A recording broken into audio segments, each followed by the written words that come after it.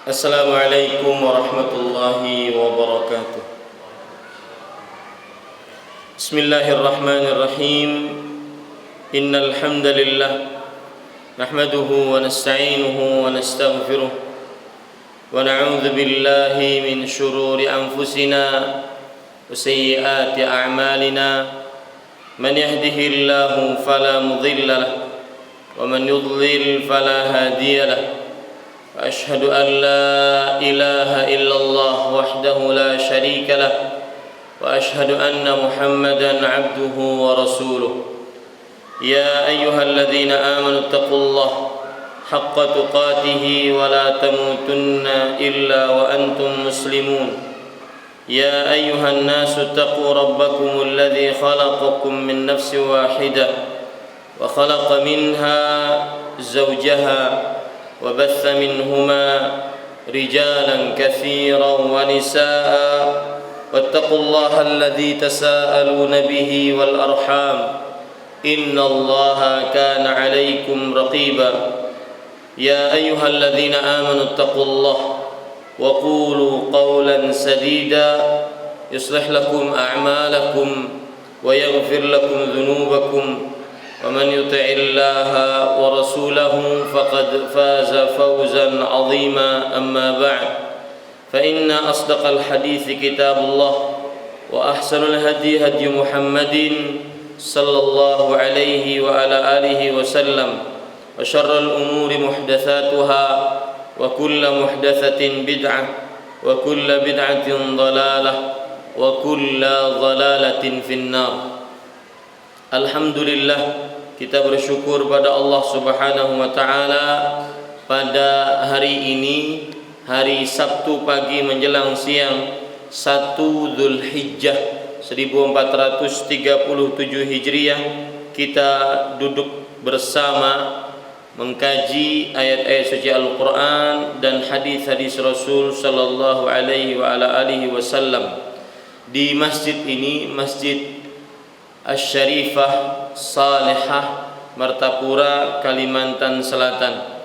Salawat dan salam semoga selalu Allah berikan kepada Nabi kita Muhammad sallallahu alaihi wa ala alihi wasallam, pada keluarga beliau, para sahabat, serta orang-orang yang mengikuti beliau sampai hari kiamat kelak. Dengan nama-nama Allah yang husna dan sifat-sifatnya yang ulia, kita berdoa, Allahumma a'inna ala dzikrika wa syukrika wa husni ibadatik.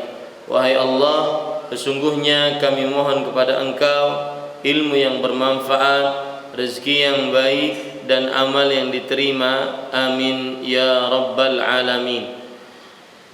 Bapak Ibu, saudara-saudari yang dimuliakan oleh Allah Subhanahu wa taala, tema yang kita angkat pada kesempatan kali ini adalah berkaitan dengan apa yang kita hadapi dan kita berada di dalamnya, yaitu tema tentang 10 hari pertama bulan Dzulhijjah.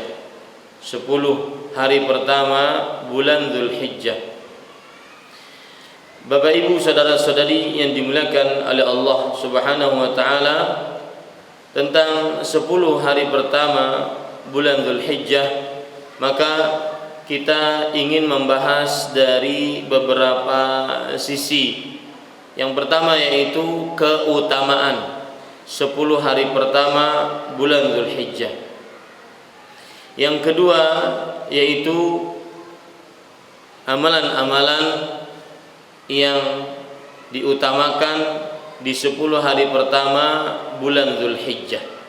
Amalan-amalan yang diutamakan di 10 hari pertama bulan Dzulhijjah. Itu kira-kira 3 poin yang akan kita bahas insyaallah taala. Sekarang kita ingin membahas keutamaan 10 hari pertama bulan Dzulhijjah. Mungkin bapak-bapak bisa maju ke depan saya, biar saya tidak melihat ke sana kemari. Lebih di depan sini juga boleh.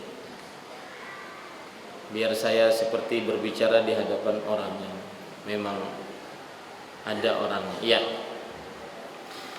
Bapak Ibu saudara-saudari yang dimuliakan oleh Allah dan juga seluruh para pendengar Radio Gema Madinah 93,7 FM Martapura Kalimantan Selatan. Poin pertama yaitu keutamaan 10 hari pertama bulan Dzulhijjah. Kita lihat keutamaan 10 hari pertama bulan Dzulhijjah dilihat dari surat Al-Fajr ayat 1 sampai 2. Atau caranya begini saja, saya sebutkan keutamaannya dulu baru nanti penjelasannya. Keutamaan 10 hari pertama bulan Dzulhijjah adalah Allah bersumpah dengan 10 hari pertama bulan Dzulhijjah, dan itu menunjukkan pengagungan Allah. Saya ulangi, yang pertama 10 hari pertama bulan Dzulhijjah Allah bersumpah dengan 10 hari pertama bulan Dzulhijjah, dan itu merupakan pengagungan Allah Subhanahu wa taala. Kenapa demikian? Karena sumpah maksudnya adalah menyebutkan sesuatu yang diagungkan untuk menekankan pembicaraan. Menyebutkan sesuatu yang diagungkan untuk menekankan pembicaraan. Maka ketika Allah bersumpah dengan 10 hari pertama bulan Dzulhijjah, berarti Allah menyebutkan sesuatu yang Allah agungkan, yang Allah muliakan, yang Allah Subhanahu wa taala anggap terhormat, untuk menekankan pembicaraannya, untuk menekankan pembicaraannya. Mana ayat yang menunjukkan akan hal itu? Itu surat Al-Fajr ayat 1 sampai 2. Allah Subhanahu wa taala berfirman, "Wal fajri", demi waktu fajar, walayalin ashr, dan demi 10 malam, demi 10 malam. Kalau kita sebutkan terjemahnya secara letterlek begitu, demi 10 malam. Ya, demi 10 malam. Di sini berarti kita memerlukan penafsiran apa yang disebut dengan demi 10 malam. Ingat sebelumnya saya ingin mengingatkan, di dalam bahasa Arab kata sumpah itu dengan ucapan atau dengan menyebut huruf waw. Wal fajri, di depannya ada waw, wal fajri, atau dengan huruf ba, bil fajri, atau dengan huruf ta. Jadi kalau orang ingin bersumpah dengan 3 huruf ini, bisa dengan waw, bisa dengan ta, bisa dengan ba. Seperti kita bersumpah dengan nama Allah Subhanahu wa taala.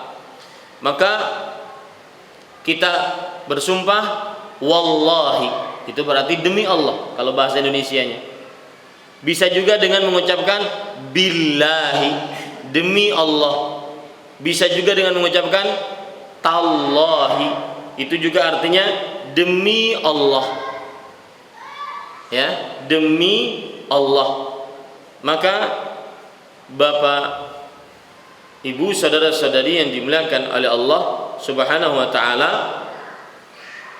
jadi kalau kita melihat ayat tadi wal fajri, berarti demi waktu fajar, walayalin ashr, demi 10 malam. Nah, kita memerlukan tafsir, berarti 10 malam ini apa? Lihat sekarang penafsiran, saya bacakan dari tafsir Imam Ibnu Katsir.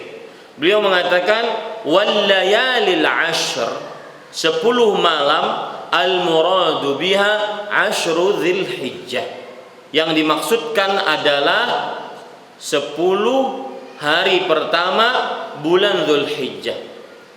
Ini penafsiran yang disebutkan di dalam tafsir Imam Ibnu Katsir. Siapa yang menafsirkan seperti itu?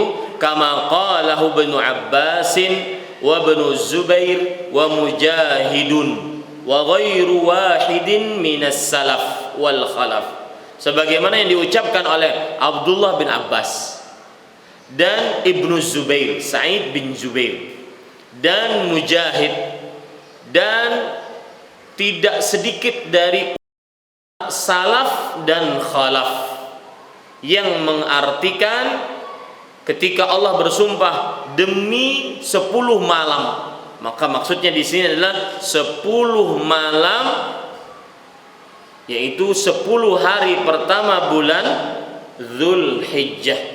Ini para ikhwan yang dirahmati oleh Allah Subhanahu wa taala. Di sana ada penafsiran lain. Apa yang dimaksud dengan demi 10 malam ini? Penulis yaitu Imam Ibnu Katsir rahimahullah menyebutkan penafsiran yang kedua. Al-muradu bidzalika al-ashrul awal minal Muharram. Nah, ini penafsiran lain. Demi 10 malam maksudnya adalah demi 10 malam pertama dari bulan Al-Muharram. Ya, dari bulan Al-Muharram. Maka ini disebutkan oleh Imam Ibnu Jarir At-Tabari. Imam Ibnu Jarir At-Tabari bahwa pendapat yang kedua demi 10 malam maksudnya adalah demi 10 hari pertama dari bulan Al-Muharram. Kalau berarti kalau seandainya 10 malam pertama dari bulan Muharram nggak kena dong pendalilannya. Maka kita katakan iya, tidak kena. Kita cuma ingin mengetahui, oh ada pendapat ini, pendapat ini, pendapat ini. Pendapat yang ketiga yaitu pendapat Abdullah bin Abbas radhiyallahu anhu, sama. Beliau mengatakan walayalin ashr, demi 10 malam. Qala huwal ashrul awal min Ramadan. Ini pendapat ketiga. 10 malam pertama dari bulan Ramadan. Ini pendapat ketiga. Dan Imam Ibnu Katsir mengatakan was-sahihul qaulul awal. Dan pendapat yang pertama yang sahih adalah pendapat yang sahih adalah pendapat yang pertama, kata beliau begitu. Ya, pendapat yang pertama adalah pendapat yang sahih. Ini para ikhwah yang dirahmati oleh Allah Subhanahu wa taala. Taib. Sekarang kita sudah tahu, berarti dari sini kita ambil bahwa keutamaan 10 hari pertama bulan Dzulhijjah yang kita sekarang tanggal 1 di dalamnya adalah Allah bersumpah dengan 10 hari pertama bulan Dzulhijjah. Kalau ada orang bertanya, memang kenapa kalau Allah bersumpah? Maka kita katakan sumpah menunjukkan pengagungan. Manusia saja kalau bersumpah demi Allah, itu berarti dia sedang mengagungkan siapa? Allah. Sampai sumpah-sumpah yang keliru pun begitu. Ya, seperti demi ibu saya. Kenapa yang disebutkan ibu? Karena dia sedang mengagungkan siapa? Ibunya. Nah, makanya sekali lagi kita katakan keutamaan 10 hari pertama bulan Dzulhijjah yang pertama yaitu Allah bersumpah dengan 10 hari pertama bulan Dzulhijjah, dan itu menunjukkan kepada pengagungan. Dan pengagungan adalah menunjukkan kemuliaan dan keutamaan. Ini para ikhwan yang dirahmati oleh Allah Subhanahu wa taala. Para ulama mengatakan annal 'azima la yuqsimu illa bi'azim. Ini perkataan indah. Yang maha agung Allah tabaraka wa taala tidak bersumpah kecuali dengan yang agung. Yang maha agung tidak bersumpah kecuali dengan yang agung. Seperti misalkan sumpah-sumpah Allah kan banyak. Wasyamsi wadduhaha, demi matahari dan demi panasnya. Itu menunjukkan agungnya matahari. Ya, menunjukkan mulianya matahari. Sangat bermanfaatnya matahari. Makanya Allah bersumpah dengannya. Makanya para ulama mengatakan annal azima la yuqsim illa bi'azim. Artinya bahwa Allah yang maha agung tidak bersumpah kecuali dengan makhluk-makhluknya yang agung. Meskipun tentunya keagungan Allah dengan keagungan makhluk sangat berbeda.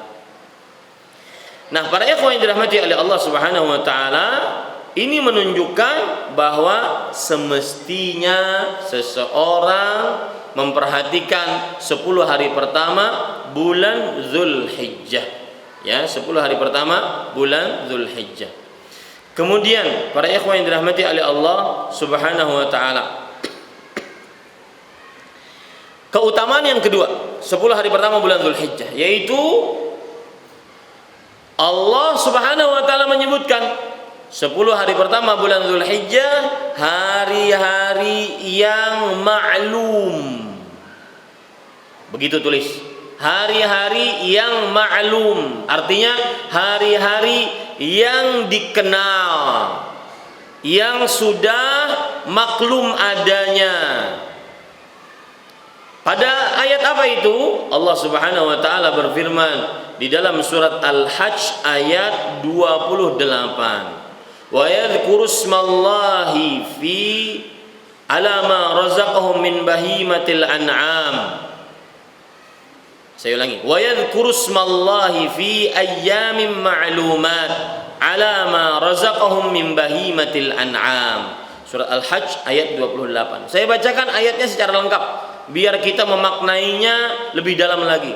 Allah berfirman dalam surat 27, surat Al-Hajj ayat 27. Wa adzin fin nas bil haji ya'tuka rijalan wa ala kulli dhamirin ya'tina min kulli fajjin 'amiq. Wahai Ibrahim alaihissalam, serulah manusia agar pergi ke Baitullah menunaikan ibadah haji dalam keadaan maka mereka akan datang kepadamu, yaitu atas panggilanmu tadi, dalam keadaan berjalan kaki atau naik kendaraan.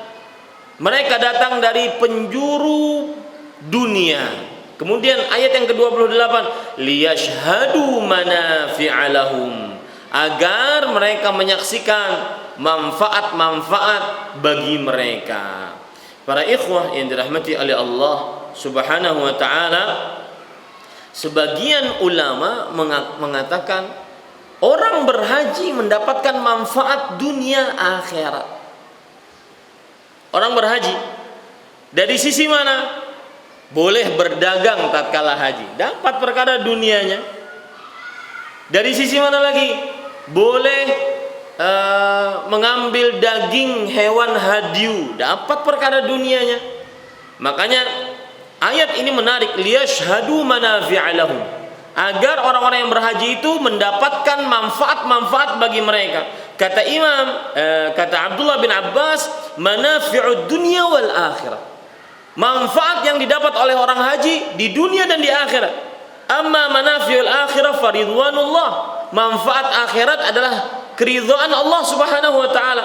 Wa amma manafi'ud dunya fama yusibuna min manafi'il budni warribhi wattijarat.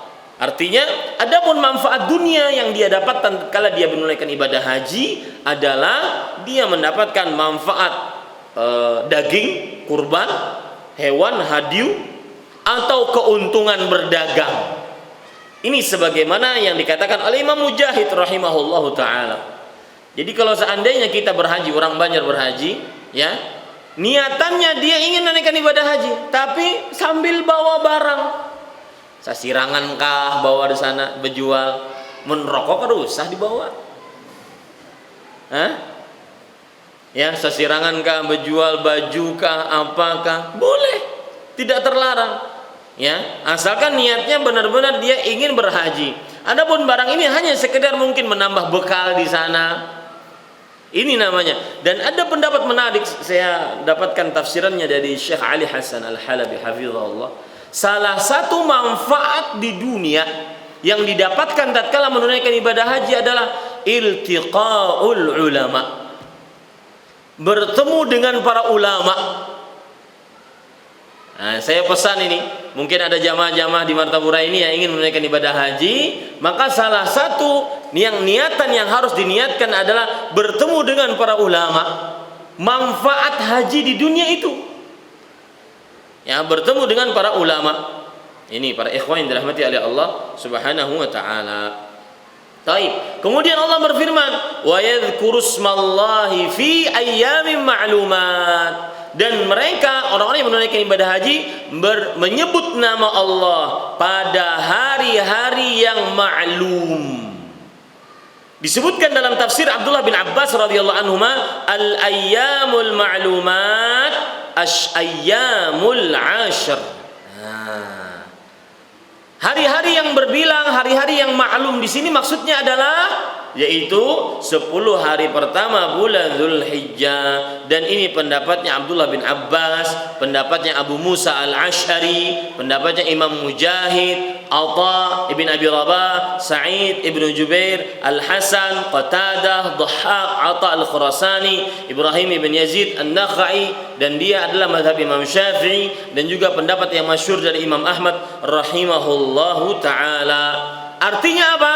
Dianjurkan untuk berzikir, memperbanyak takbir, tahmid, tahlil, menyebut nama Allah di 10 hari pertama bulan Dzulhijjah. Makanya ya, sering-sering di hari-hari ini, dan itu disebut dengan takbirul mutlak, yang akan kita bahas nanti. Takbir umum mutlak. Dari mulai kapan? Dari mulai hari pertama bulan Dzulhijjah. Sampai kapan? Sampai hari ke-13 dari bulan Dzulhijjah, hari-hari tasyriq. Ya. Oh, berarti kada malam hari raya aja lah, Ustaz? Tidak. Berarti tidak pas hari-hari tasyriq setelah sholat saja lah? Tidak.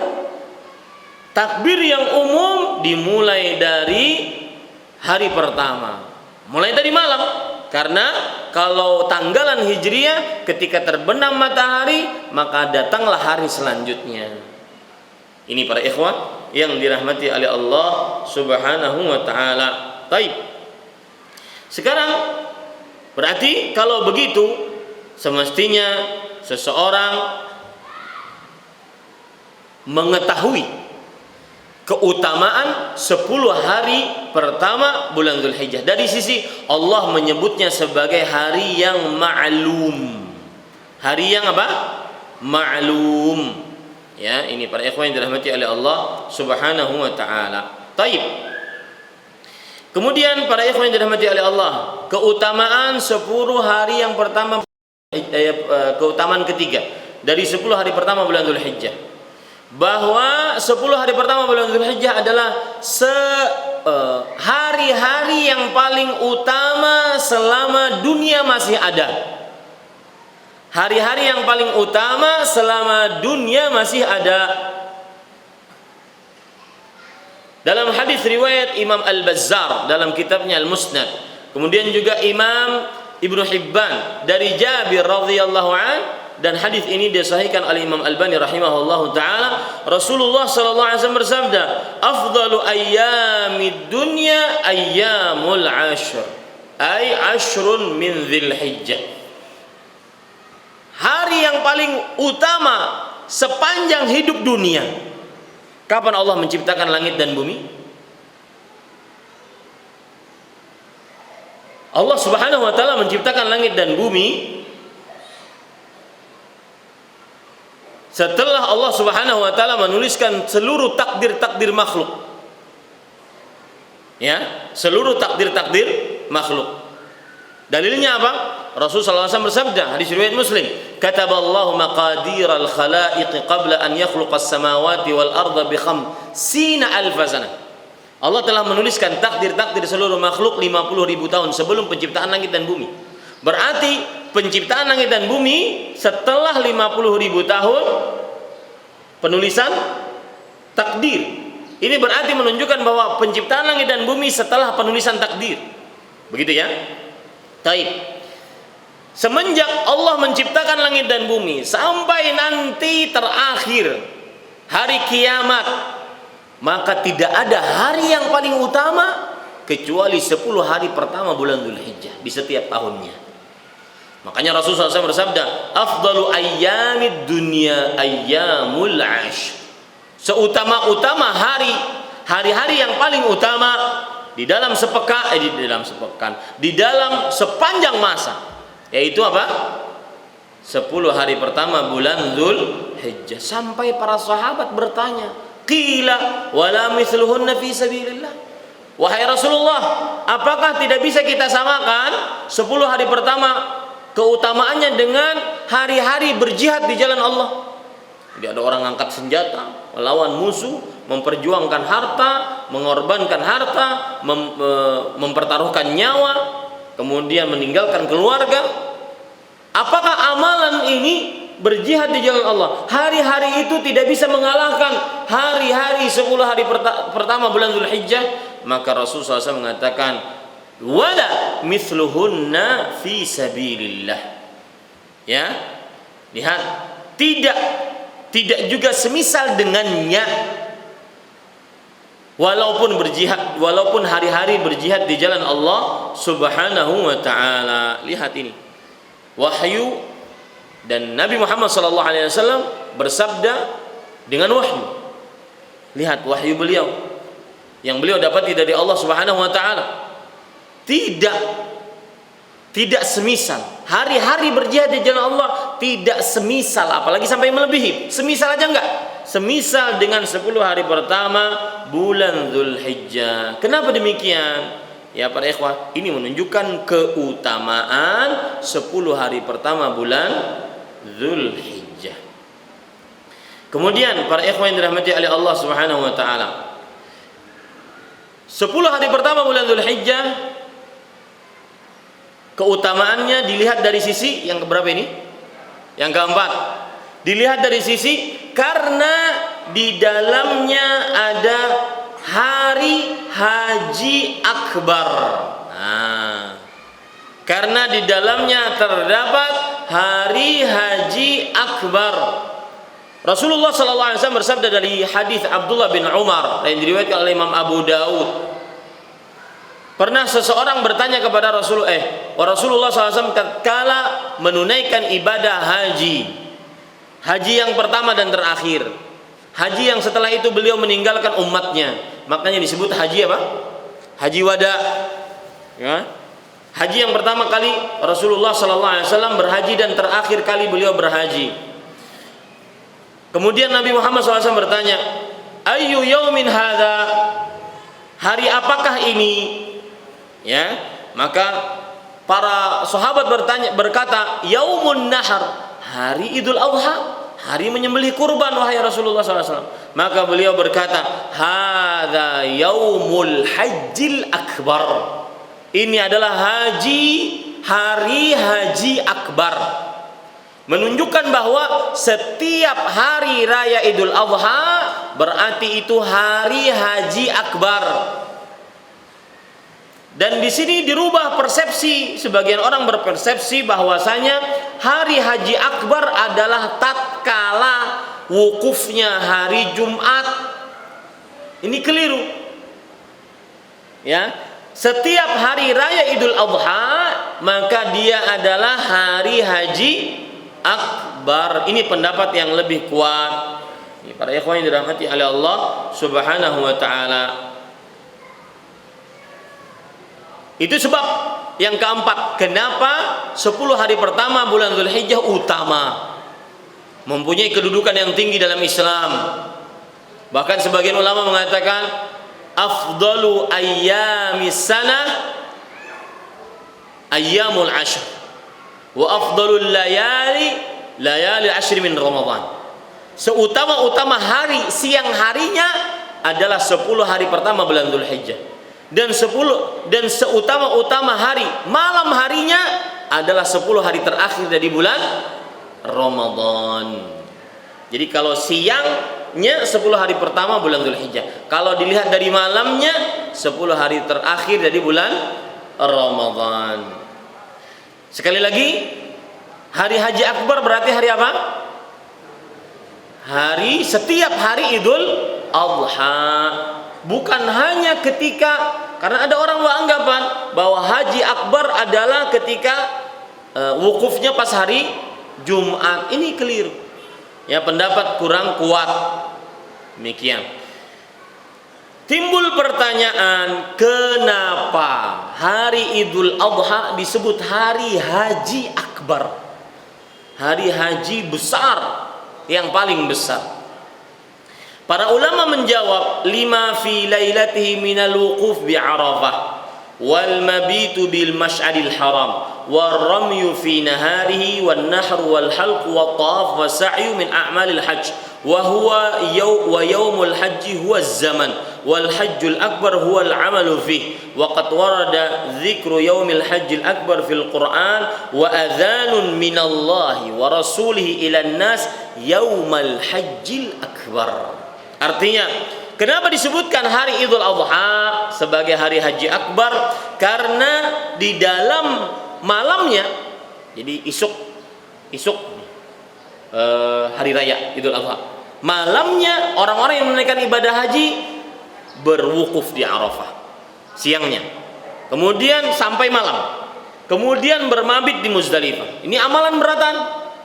Kemudian setelah itu siangnya isuk pas hari raya Idul Adha melempar jamarat, kemudian menyembelih hewan hadiu, kemudian mencukur rambut tahallul awal, kemudian tawaf ifadah, kemudian sa'i haji, kemudian setelah itu selesailah amalan haji tahallul akbar. Dan itu semua dikerjakan di hari haji akbar, yaitu hari apa tadi? Hari Idul Adha. Makanya disebut dengan hari haji akbar. Dan Allah menyebut di dalam Al-Quran ada namanya hari haji akbar, itu surah Taubah ayat 3, wa adhanun minallahi wa rasulihi ilan nas yaumal hajjil akbar. Dan Allah memanggil dan Rasulnya memanggil kepada manusia agar menunaikan ibadah haji bertemu dengan hari haji akbar. Surah Taubah ayat 3. Ya, ini para ikhwah, bapak, ibu, saudara-saudari yang dimuliakan oleh Allah Subhanahu wa taala. Jadi, kalau ditanya kenapa 10 hari pertama bulan Dzulhijjah diagungkan bahkan sampai dijadikan kajian segala, karena dia terdapat keutamaan. Keutamaan yang lain para ikhwah yang dirahmati oleh Allah Subhanahu wa taala, yaitu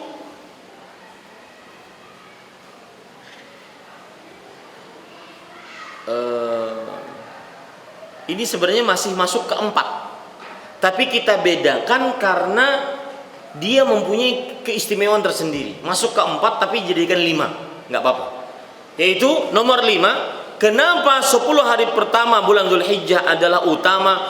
Karena di dalamnya ada hari raya Idul Adha, dan dia hari paling agung di sisi Allah. Nah, itu dia. Karena di dalamnya ada hari raya Idul Adha, dan dia adalah hari paling agung di sisi Allah Subhanahu wa taala. Rasulullah SAW bersabda dalam hadis riwayat Imam Ahmad, Imam Abu Daud, Imam Hakim dari Abdullah bin Qarad, bahwa Rasulullah SAW bersabda, "A'zamul ayyami 'indallah yaumun nahr." Hari yang paling utama, paling agung di sisi Allah adalah hari raya Idul Adha. Ngomong-ngomong Pak, hari Nahr, kenapa disebut hari Idul Adha itu disebut hari Nahr? Apa arti Nahr Pak? Nun ha ra, ya, nun ha ra. Hari, lihat, nama lain dari hari Idul Adha, hari raya Idul Adha adalah hari apa tadi? Nahr. Nun ha ra, nahr. Kenapa? Ada yang tahu?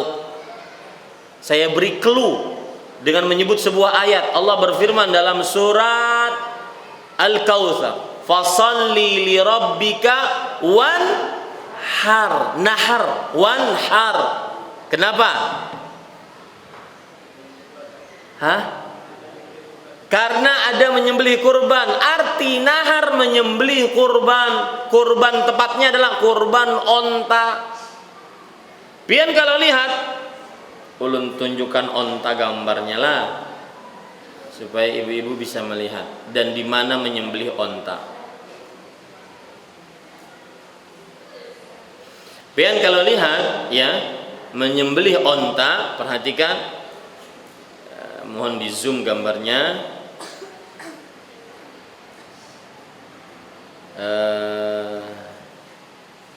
Biar terlihat jelas.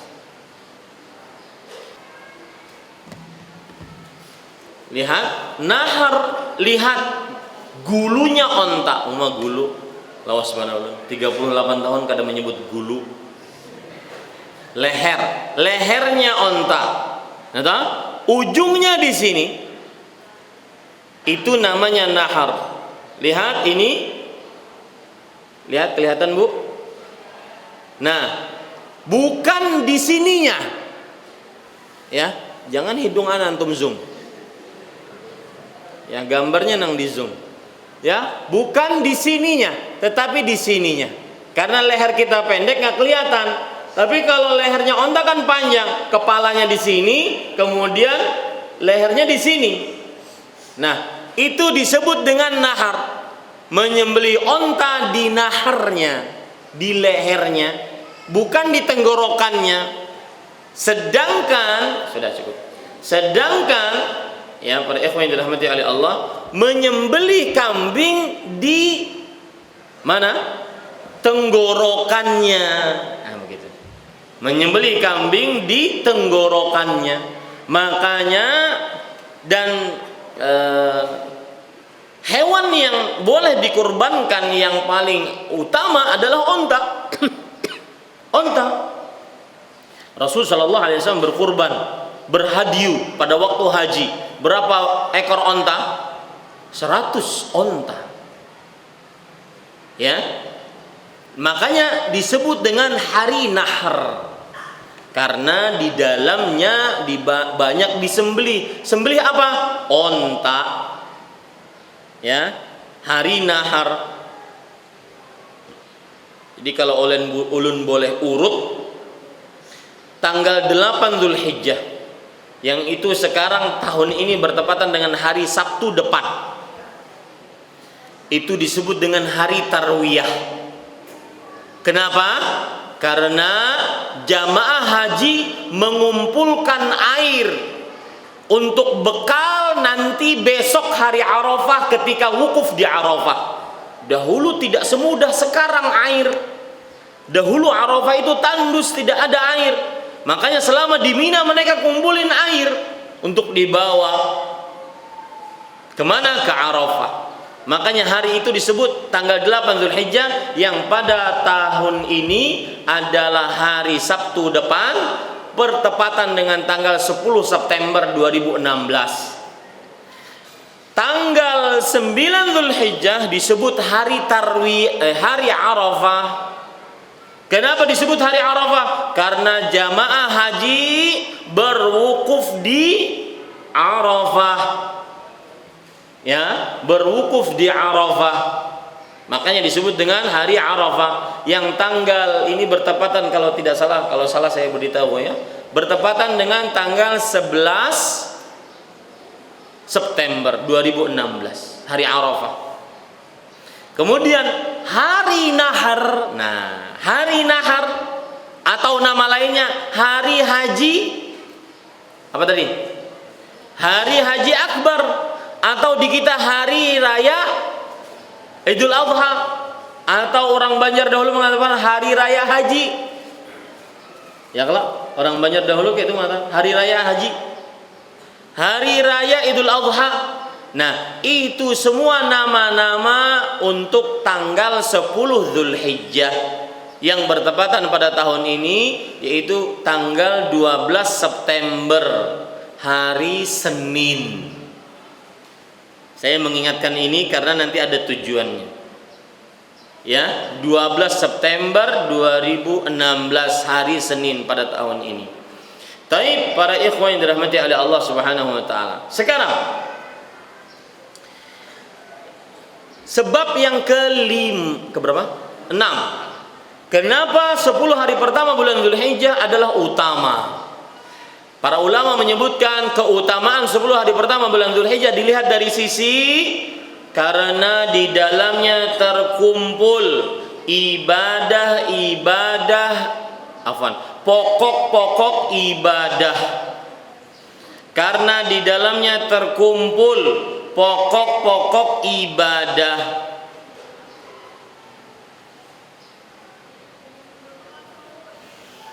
Al-Hafidz Ibnu Hajar Al-Asqalani rahimahullah ta'ala menyebutkan di dalam kitab beliau Fathul Bari, inna sababa imtiyazi hadhil ayyam anna fiha ijtima'u ummahatil ibadat, fiha as-salatu was-siyamu was-sadaqatu wal-hajju wa la yata'atta dhalika fi ghairi hadhil ayyam. Al-Hafidz Ibnu Hajar Al-Asqalani yang bermadzhab Syafi'i, ulama Islam abad ke-8 Hijriah.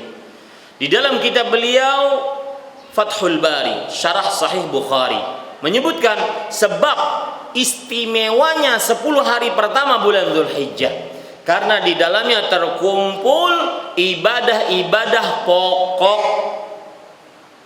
Ya, pokok-pokok ibadah. Mana yang bujur, yang lebih fasih bahasa Indonesianya mana? Ibadah-ibadah pokok kah? Pokok-pokok ibadah kah? Pokok-pokok ibadah seperti sholat, puasa, sedekah, haji, dan ini semua tidak bisa dikerjakan kecuali di mana? Di 10 hari pertama bulan Dzulhijjah. Sholat yang dimaksud apa? Ini kan ibadah pokok semua tuh. Sholat, puasa, sedekah, haji, rukun Islam ini. Salat, puasa, sedekah, haji, rukun Islam. Makanya disebut ummahatul ibadat, ibadah-ibadah pokok. Salat apa yang dimaksud? Salat Idul Adha. Puasa apa yang dimaksud? Puasa hari Arafah. Sedekah apa yang dimaksud? Menyembelih hewan kurban, dagingnya kita sedekahkan.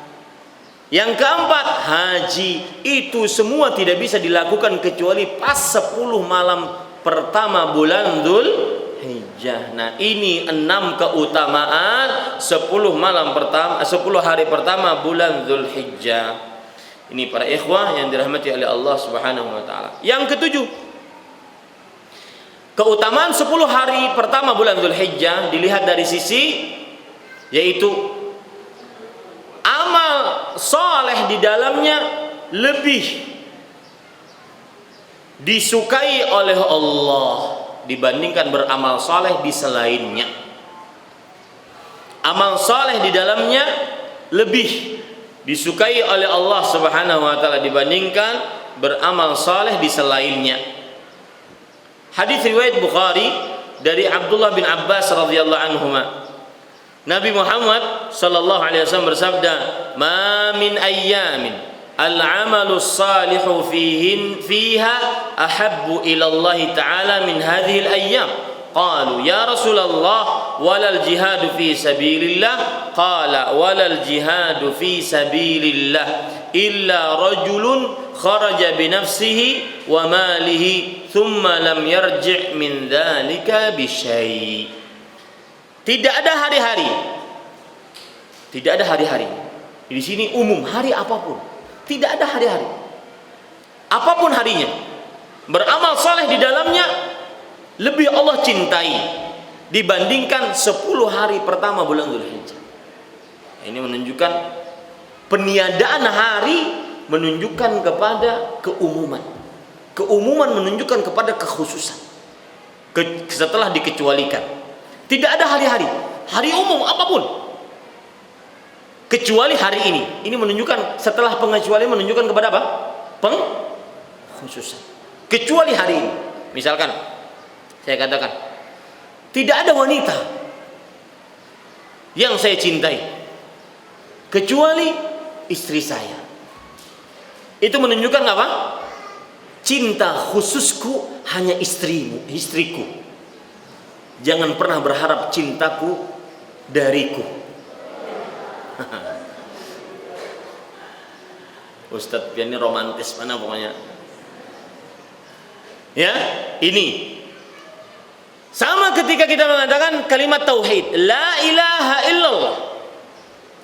Tidak ada sembahan, enggak ada sembahan bawahnya. Illallah, kecuali Allah. Berarti menunjukkan apa? Pengkhususan. Sama dengan ayat hadis tadi. Ma min ayyam, tidak ada hari-hari. Hari apa? Hari apapun. Beramal saleh di dalamnya yang lebih Allah cintai kecuali 10 hari pertama bulan Dzulhijjah. Ini para ikhwan yang dirahmati oleh Allah Subhanahu wa taala. Qalu, sampai para sahabat bertanya, dan pertanyaannya hampir sama dengan hadis yang di awal tadi. Ya Rasulullah, walal jihadu fi sabilillah. Wahai Rasulullah sallallahu alaihi wasallam, tidak juga berjihad di jalan Allah bisa mengalahkan beramal soleh di 10 hari pertama bulan Dzulhijjah? Rasulullah sallallahu alaihi wasallam menjawab, walal jihadu fi sabilillah illa rajulun kharaja bi nafsi wa malih thumma lam yarji' min dzalika bi syai'. Tidak juga berjihad di jalan Allah. Sekarang Bapak Ibu saudara-saudari yang dimuliakan oleh Allah, agar kita lebih ingin beramal soleh di 10 hari pertama bulan Dzulhijjah, kita harus lihat perbandingannya. Saya beri contoh misalkan, seorang laki-laki ingin melamar seorang perempuan. Kemudian ada kawannya yang lain menawarkan, Mas, jangan yang itu, jangan yang A, tetapi yang B aja. Dia lebih begini. Maka si Mas ini, dia tidak tahu mau milih yang mana kecuali ketika dia bisa membandingkan satu dengan yang lain. Paham maksud saya? Ya. Begitulah ketika seseorang ingin beramal soleh di 10 hari pertama bulan Dzulhijjah, bisa mengalahkan jihad di jalan Allah. Sekarang pahala jihad apa dulu? Sehingga kita menganggap amal soleh di 10 hari pertama ini istimewa. Betul nggak? Ya, kita ingin tahu dulu pahala jihad apa dulu, gitu loh. Sehingga kita bisa mengambil faedah bahwa para ikhwan yang dirahmati oleh Allah Subhanahu wa taala, kita akhirnya tahu keutamaan berjihad itu begini. Oh, ada yang lebih utama daripada begini, yaitu 10 hari pertama bulan Dzulhijjah beramal di dalamnya mendapatkan lebih utama daripada begini tadi. Paham saya? Sekarang saya ingin menyebutkan keutamaan 10 berjihad di jalan Allah Subhanahu wa taala.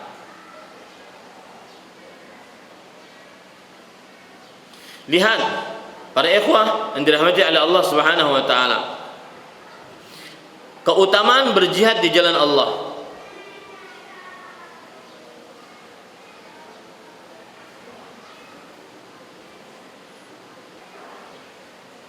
Yang pertama, Rasulullah sallallahu alaihi wasallam menjanjikan surga. Satu, al-jannah tahta dhilalis suyuf.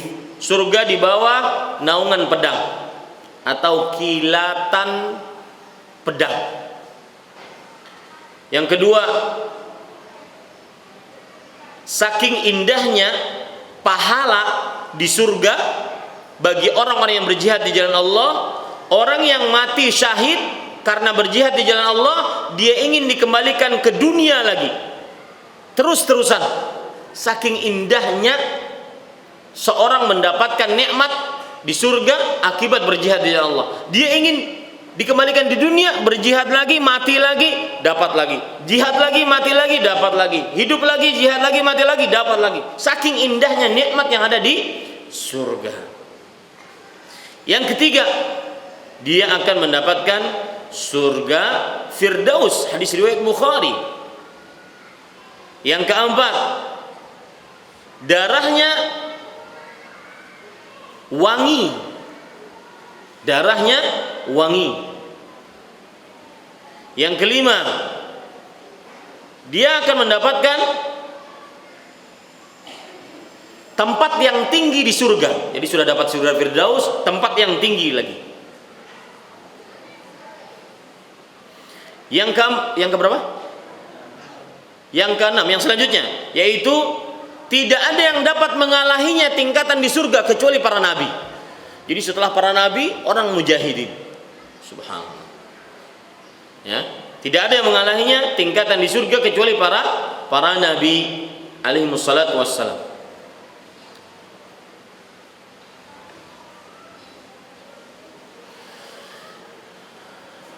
Kemudian yang selanjutnya,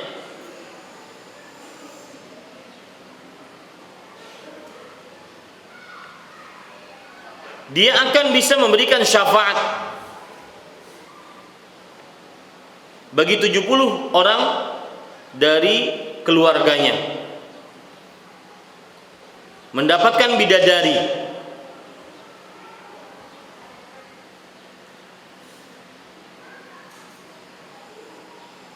Ini sebegitu saja sudah luar biasa bagaimana keutamaan berjihad di jalan Allah. Ada yang lebih utama daripada itu. Apa tadi? Beramal saleh di 10 hari pertama bulan Dzulhijjah. Nah, sekarang kan jelas.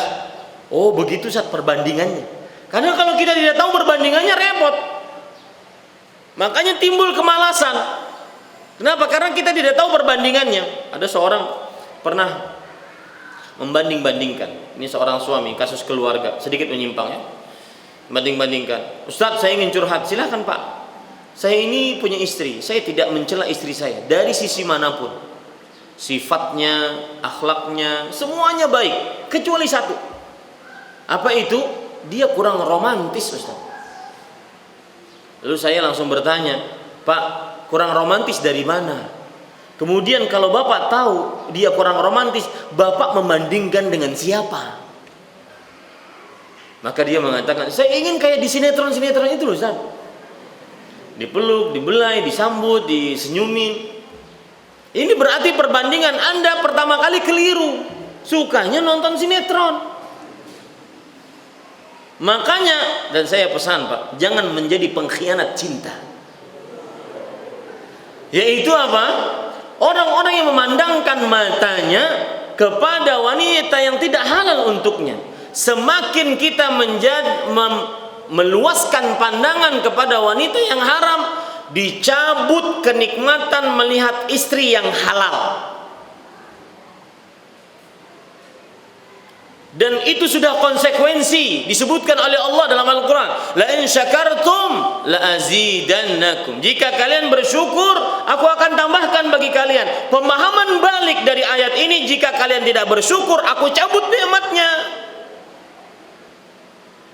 Ya.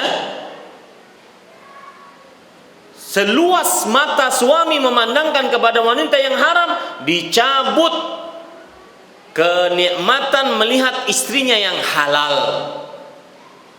Ini para ikhwan yang dirahmati oleh Allah. Perhatikan, itu perbandingannya tadi yang kita sebutkan. Lihat sekarang, kembali ke permasalahan kita. Berarti kita sudah paham sekarang. Yaitu wanita beramal saleh di 10 hari pertama bulan Dzulhijjah lebih utama dibandingkan berjihad di jalan Allah Subhanahu wa taala. Yang keutamaannya luar biasa. Mudah-mudahan dengan seperti ini tergugah untuk beramal saleh di 10 hari pertama bulan Dzulhijjah. Baik. Sekarang kita masuk kepada apa poin kedua tadi?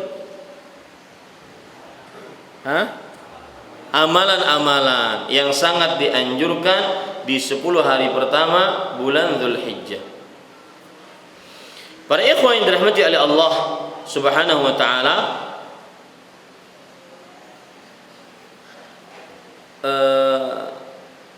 mungkin bisa ditambah ya, keutamaan 10 tadi belum selesai. Yang keberapa? Yang ke-8. 10 hari pertama bulan Dzulhijjah keutamaannya, beramal di dalamnya dilipat gandakan pahalanya. Dilipat gandakan pahalanya.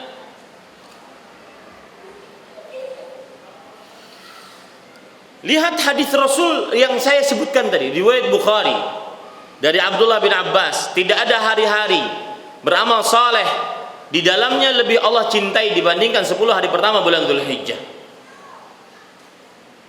Kemudian beliau ditanya, walal jihad, tidak juga jihad di jalan Allah? Tidak juga jihad, kata Rasulullah. Tidak bisa mengalahkan amal saleh di 10 hari pertama bulan Dzulhijjah, kecuali seseorang yang berkorban, memperjuangkan hartanya, kemudian dirinya, nyawanya, dan dia tidak pulang kembali dengan apapun kecuali namanya saja. Nah, Lihat, ketika hadis ini ada dikomentari oleh Ibnu Rajab Al-Hambali, seorang ulama Islam dari yang bermadzhab Hambali. Beliau mengatakan, wa hadza yadullu ala anna al-amal al-mafdhula fi waqtil fadil yaltahiqu bil amalil fadil fi ghairihi wa yazidu alaihi limudha'afati thawabihi wa ajrihi. Lihat, perhatikan, ini pendapat para ulama yang menarik. Beliau mengatakan ini menunjukkan bahwa beramal yang utama, lihat tangan saya, beramal yang utama di waktu yang utama, ya, akan meninggikan, lebih tinggi dibandingkan beramal yang utama tadi tapi tidak waktu utama. Beramal yang utama di waktu yang utama kedudukannya lebih tinggi dibandingkan beramal yang utama tapi tidak waktu yang utama. Kenapa? Karena di dalamnya terdapat pelipatan ganjaran dan pahala. Dari sini kita ambil pelajaran keutamaan 10 hari pertama bulan Dzulhijjah, beramal di dalamnya dilipatkan pahalanya. Ini para ikhwan yang dirahmati oleh Allah Subhanahu wa taala.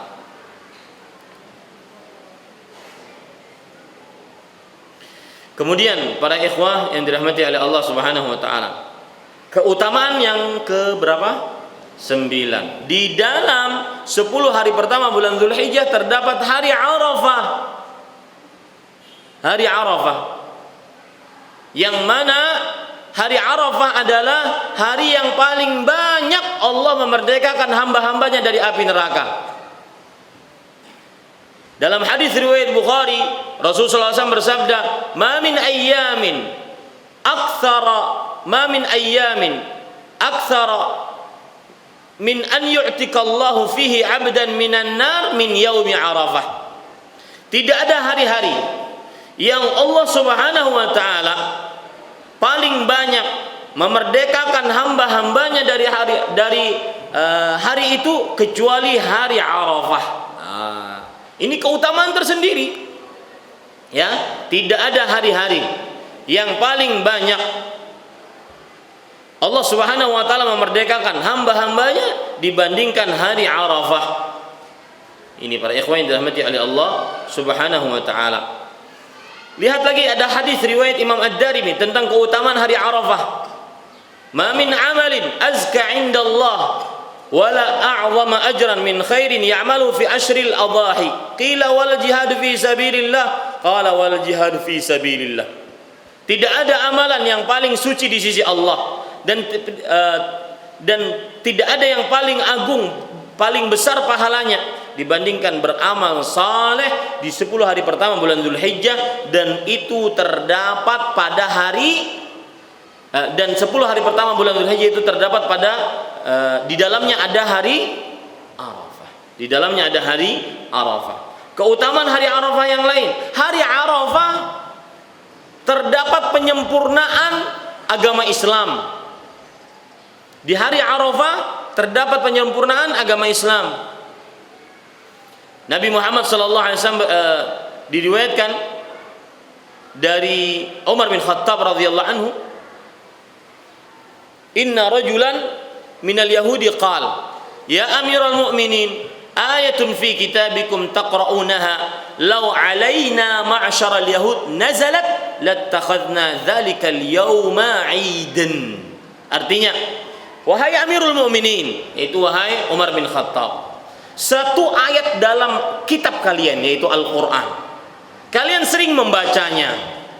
Kalau ayat itu turun kepada kami kaum Yahudi, niscaya hari turun ayat itu kami jadikan hari raya. Saking agungnya ayat tersebut. Maka Umar bin Khattab bertanya, "Ayu ayat? Ayat apa itu?"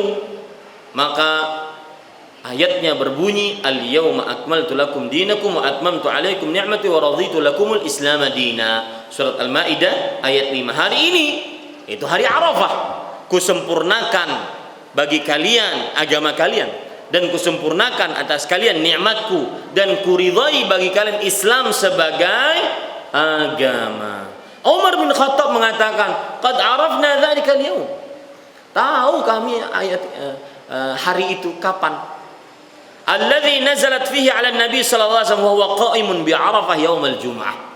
Yang mana ayat itu turun terhadap Rasul sallallahu alaihi wasallam pada waktu itu beliau berdiri di hadapan kami di hari Arafah, hari Jumat.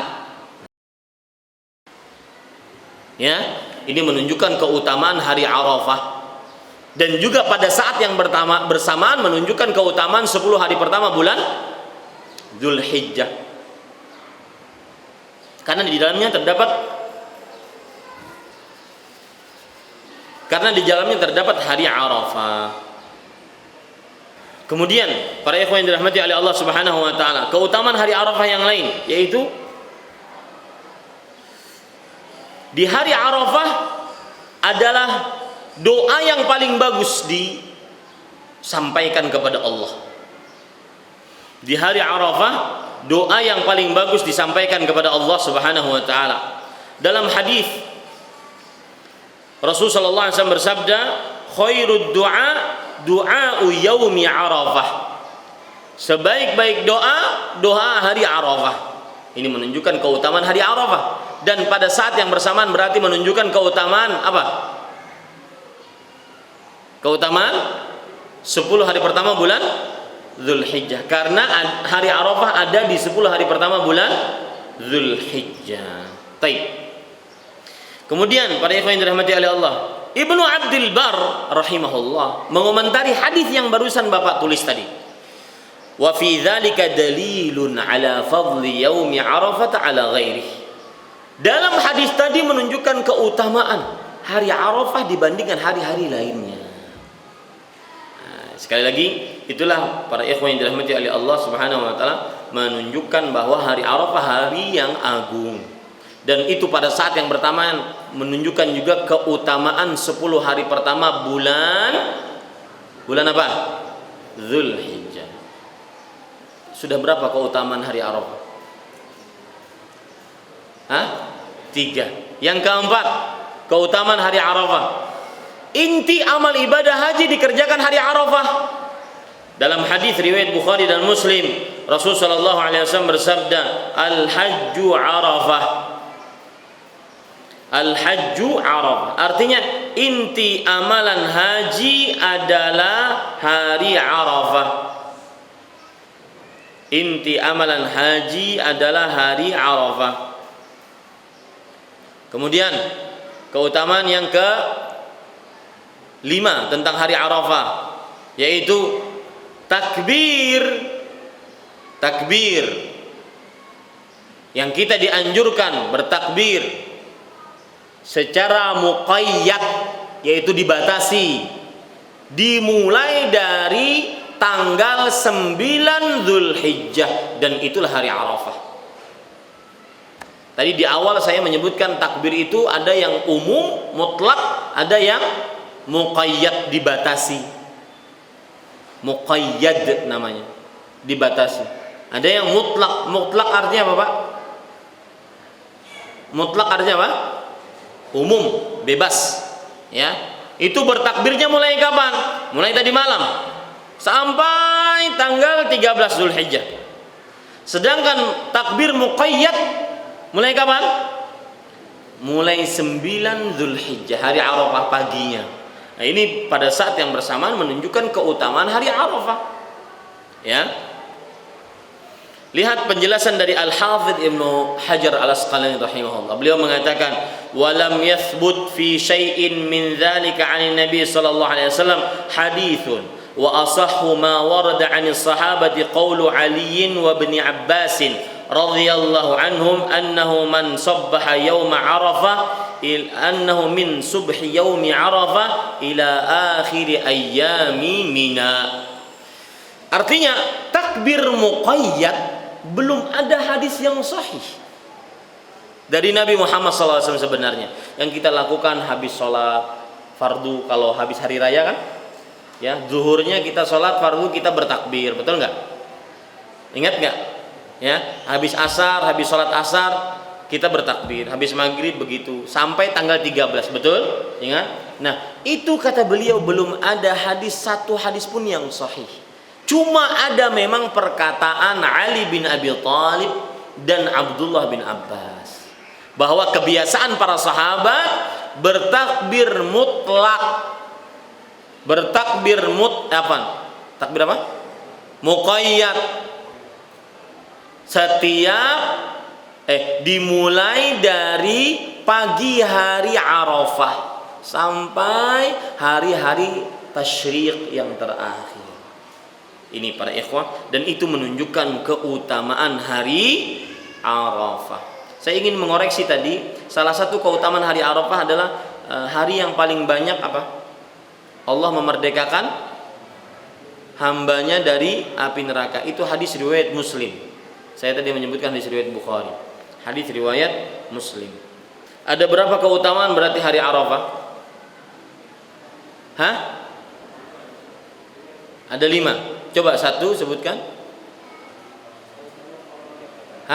Hari yang paling banyak Allah memerdekakan hambanya dari api neraka. Yang kedua,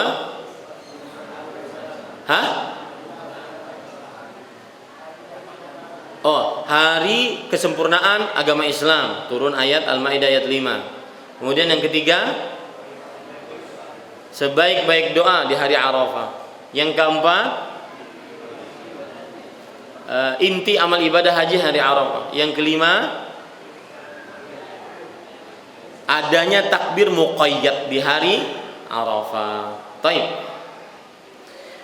Itu 5 cukup insyaallah taala tentang hari Arafah. Ya. Dan itu pada saat yang bersamaan berarti juga menunjukkan keutamaan apa?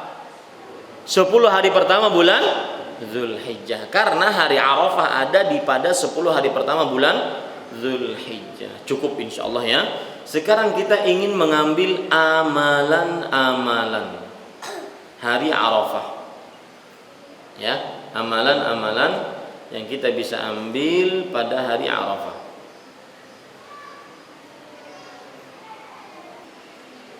Amalan yang pertama,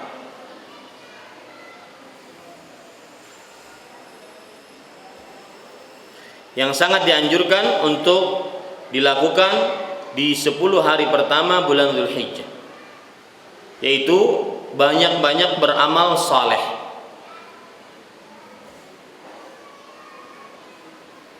Banyak-banyak beramal saleh berdasarkan hadis yang sudah kita sebutkan tadi, yaitu hadis riwayat Bukhari dari Abdullah bin Abbas, "Ma min ayyamin al-'amalu salihu fiha ahabbu ila Allah min hadhihi al-ayyam." Tidak ada hari-hari beramal saleh di dalamnya lebih Allah Subhanahu wa taala cintai dibandingkan 10 hari pertama bulan Zulhijjah. Maka berarti sangat dianjurkan untuk beramal saleh. Jenisnya apa? Apa saja yang disebut amal saleh? Ya, apa saja yang disebut dari amal saleh? Seperti bangun malam, memperbanyak doa, bersedekah, menyambung silaturahim, bakti orang tua, amar ma'ruf, nahi mungkar, apa saja. Itu amal saleh. Yang kedua, amalan yang sangat dianjurkan tatkala 10 hari pertama bulan Zulhijjah, yaitu menunaikan ibadah haji. Menunaikan ibadah haji. Allah Subhanahu wa taala berfirman, "Al-hajju ashhurum ma'lumat." Haji dikerjakan pada bulan-bulan yang sudah ditentukan, yaitu bulan Dzulqa'dah, Dzulhijjah, dan 10 hari pertama dari bulan bulan Dzulqa'dah dan Dzulhijjah. Ya, Dzulqa'dah dan Dzulhijjah. Ya, dan 10 hari pertama dari bulan Dzulhijjah. Ini haji bisa dikerjakan pada hari-hari tersebut.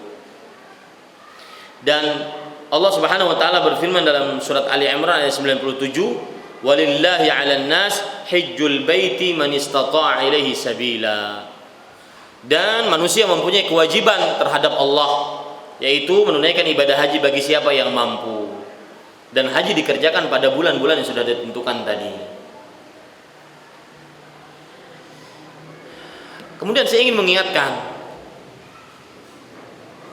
ada hadis yang sahih bahwa bagi siapa yang diluaskan rezekinya tetapi berlalu padanya 5 tahun semenjak keluasan rezeki tersebut, dia tidak menunaikan ibadah haji, maka ini orang adalah orang-orang yang benar-benar merugi. Orang-orang yang benar-benar merugi. Rasulullah SAW bersabda, "Inna 'abdan sahhahtu lahu rizqah wa awsa'tu lahu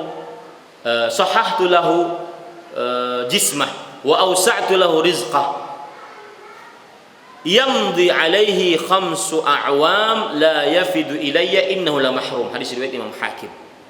Artinya sesungguhnya ada seorang hamba yang aku sehatkan badannya, aku luaskan rezekinya, berlalu darinya 5 tahun semenjak diluaskan rezeki, disehatkan badan, terus 5 tahun berlalu, tapi dia tidak mendatangiku, yaitu berhaji. Sungguh dia orang-orang yang merugi. Makanya sebagian peraturan, termasuk di Arab Saudi, kita itu kalau pas lagi tinggal di Arab Saudi, pas mukim di sana, itu tidak boleh haji per tahun. Hajinya per 5 tahun. Kalau ingin haji yang resmi, haji pakai surat haji gitu, namanya tasrih, itu 5 tahun, per 5 tahun. Kalau yang biasa haji per tahun itu biasanya cuma pembimbing haji, ya. Adapun yang rakyat biasa itu per 5 tahun, tidak akan keluar suratnya kecuali setelah 5 tahun. Nah, di sana bapak-bapak yang bawa keluarga punya taktik mereka. Caranya bagaimana? Ini cerita sedikit ya. Caranya, tahun pertama mereka di Arab Saudi, mereka haji sendiri, istrinya ditinggal. Tahun kedua mereka mahram istri, jadi bisa haji lagi. Ya, daripada nunggu 5 tahun, belum tentu umur kita selama itu di Arab Saudi, selama di Arab Saudi. Ya, ini para ikhwan yang dirahmati oleh Allah SWT. Mudah-mudahan kita bisa menunaikan ibadah haji. Nah, tentunya sangat rindu ya, sudah 3 tahun tidak bisa menunaikan ibadah haji. Yang pas waktu di Arab Saudi setiap tahun. Selama saya 13 tahun ya setiap tahun. Walhamdulillah fadlillah haji. Cuma sekarang sudah 3 tahun di Arab Saudi, di Indonesia, maka belum ada kesempatan. Rezeki mungkin datang dari Allah, kesempatan yang belum ada untuk menunaikan ibadah. Yang penting, yang jelas kita sebelum meninggal mudah-mudahan kita bisa menunaikan ibadah haji. Para ikhwan yang dirahmati oleh Allah Subhanahu wa taala, haji dan umrah bisa dilakukan di 10 hari pertama bulan Dzulhijjah, dan itu amalan yang sangat utama. Kemudian yang kedua yaitu berpuasa. Yang ketiga berpuasa. Dalilnya apa? Puasa termasuk amal saleh. Ya, puasa termasuk dari amal saleh. Dan yang kedua, ada hadis Rasulullah sallallahu alaihi wasallam yang menyebutkan bahwasanya puasa, Nabi Muhammad SAW berpuasa di 9 hari bulan Dzulhijjah. Dalam hadis riwayat Imam Abu Daud dari salah seorang istri Rasulullah sallallahu alaihi wasallam, kana Rasulullah sallallahu alaihi wasallam yasumu tis'a Dzulhijjah. Rasulullah sallallahu alaihi wasallam senantiasa berpuasa di 10 hari pertama pada 9 hari pertama bulan Dzulhijjah. Ya, 9 hari pertama bulan Dzulhijjah. Nah, ini menunjukkan Bapak Ibu saudara-saudari yang dimuliakan oleh Allah Subhanahu wa taala, sesungguhnya amalan yang sangat dianjurkan adalah berpuasa 9 hari pertama bulan Dzulhijjah. Adapun tanggal 10-nya maka tidak dianjurkan. Ya, tidak dianjurkan. Tetapi yang tidak puasa yang enggak tercela. Misalkan nih lagi pengajian, bagi-bagi kue, bagi-bagi minuman. Oh, ada puasa kah? Nah, kenapa? Ya, tidak dosa. Cuma ketinggalan keutamaan itu saja. Adapun berdosa tidak. Ya, mungkin ada satu dan lain hal, sidin ceramah, ya, pagi ceramah, habis subuh, jam 9 ceramah, habis asar ceramah. Mungkin haus, maka tidak bisa puasa, mungkin seperti itu. Atau mungkin kerja di pasar, ya, tidak bisa. Dan dia bisa beramal dari sisi yang lain. Yang penting memperbanyak amal soleh. Salah satu amalannya adalah memperbanyak puasa, terutama puasa hari apa? Hari Arafah. Rasulullah Shallallahu Alaihi Wasallam bersabda tentang puasa hari Arafah adalah hadis riwayat Muslim, siyamu yaumi Arafah ahtasibu 'ala Allah an yukaffira as-sanata allati qablahu wallati ba'dahu. Berpuasa pada hari Arafah, aku berharap kepada Allah agar Allah mengampuni dosa 1 tahun yang telah lalu dan 1 tahun yang akan datang. Hadis ini utama, Pak. Ya, dan ini juga pada saat yang bersamaan menunjukkan keutamaan puasa hari Arafah. Kenapa? Karena kita sebagai manusia, anak Adam, tidak lepas dari apa? Dosa. Dan bisa dihapuskan dosa-dosa kecilnya dengan puasa hari Arafah. 2 tahun, Pak. 1 tahun yang akan datang, 1 tahun yang telah lalu akan datang. Tahun depan begitu juga, telah lalu akan datang. Oh, berarti nggak punya dosa sama sekali. Tunggu dulu, ada dosa-dosa besar. Rasul Shallallahu Alaihi Wasallam bersabda, ya, bahwa dosa-dosa besar akan dihapuskan bisa dengan taubat. Ya, tidak bisa dengan amal soleh saja, harus taubat dosa-dosa besar. Ini amalan yang keberapa, Pak? Amalan yang ketiga. Yang keempat, para ikhwan yang dirahmati oleh Allah Subhanahu wa taala, yaitu bertakbir, bertahmid, bertahlil. Bertakbir, bertahmid, bertahlil. Sebelumnya saya ingin menyebutkan dulu tentang lebih dalam. Ini sering dibicarakan, puasa dari mulai tanggal 1 sampai tanggal 9. Orang sering mempermasalahkan. Pernah dengar masalahnya? Ya, bahwa Rasulullah belum pernah mengerjakan, bahwa Rasulullah hanya mengerjakan 9 hari Arafah saja dan semisalnya. Coba kita akan bahas ya secara mendalam. Kita baca dulu hadis-hadisnya. Hadisnya Aisyah radhiyallahu anha bercerita, hadis riwayat Muslim. Ini yang menjadi agak berat. Aisyah, sang istri Nabi yang tercinta, yang paling faham tentang kehidupan Rasulullah. Beliau bercerita, ma ra'aitu Rasulullah sallallahu alaihi wasallam shaiman qattu fil ashr. Mungkin kalau Bapak ingin mencatat masalah berpuasa dari tanggal 1 sampai tanggal 8 Dzulhijjah. Masalah yaitu hukum berpuasa dari tanggal 1 sampai tanggal 8 Dzulhijjah. Ini masalah. Masalah ini kita akan kupas mudah-mudahan lebih dalam. Hadis pertama dalam masalah ini adalah hadis riwayat Muslim. Aisyah radhiyallahu anha bercerita, aku tidak pernah melihat Rasulullah SAW berpuasa pada 10 hari pertama bulan Dzulhijjah sama sekali. Hadisnya Muslim, sahih, yang bercerita orang terdekat dengan Rasulullah. Inilah maka sebagian orang kadang-kadang mengekehkan pendapat bahwa tidak ada puasa di 10 hari pertama bulan Dzulhijjah. Ya, karena Aisyah bercerita seperti itu. Hadis ini juga disebutkan oleh Imam Ibnu Hibban rahimahullahu taala. Imam Ibnu Hibban menyebutkan bab zikrul ibaha lil mar'i tarku shaumil 'ashr min Dzulhijjah wa in amina dha'fu lidzalik. Penyebutan hadis bolehnya seseorang meninggalkan puasa di 10 hari pertama bulan Dzulhijjah meskipun jika dia merasa aman dari kelemahan untuk berpuasa. Artinya saya kuat, saya bukan orang sakit, tapi saya nggak mau puasa. Mereka bersandar dengan hadis ini. Ya, makanya siapa yang berbuka, kayak ulun berbuka, ya, 10 hari pertama bulan Dzulhijjah ini, maka mungkin bersandar dengan hadis ini. Baik, cari-cari alasannya setelah. Hadis ini juga disebutkan oleh Imam Ibnu Khuzaimah dalam kitab Sahih. Beliau menyebutkan babu dzikri iftarin Nabi sallallahu alaihi wasallam fi ashri Dzulhijjah. Bab hadis yang menyebutkan tentang tidak berpuasanya Rasulullah sallallahu alaihi wasallam di 10 hari pertama bulan Dzulhijjah.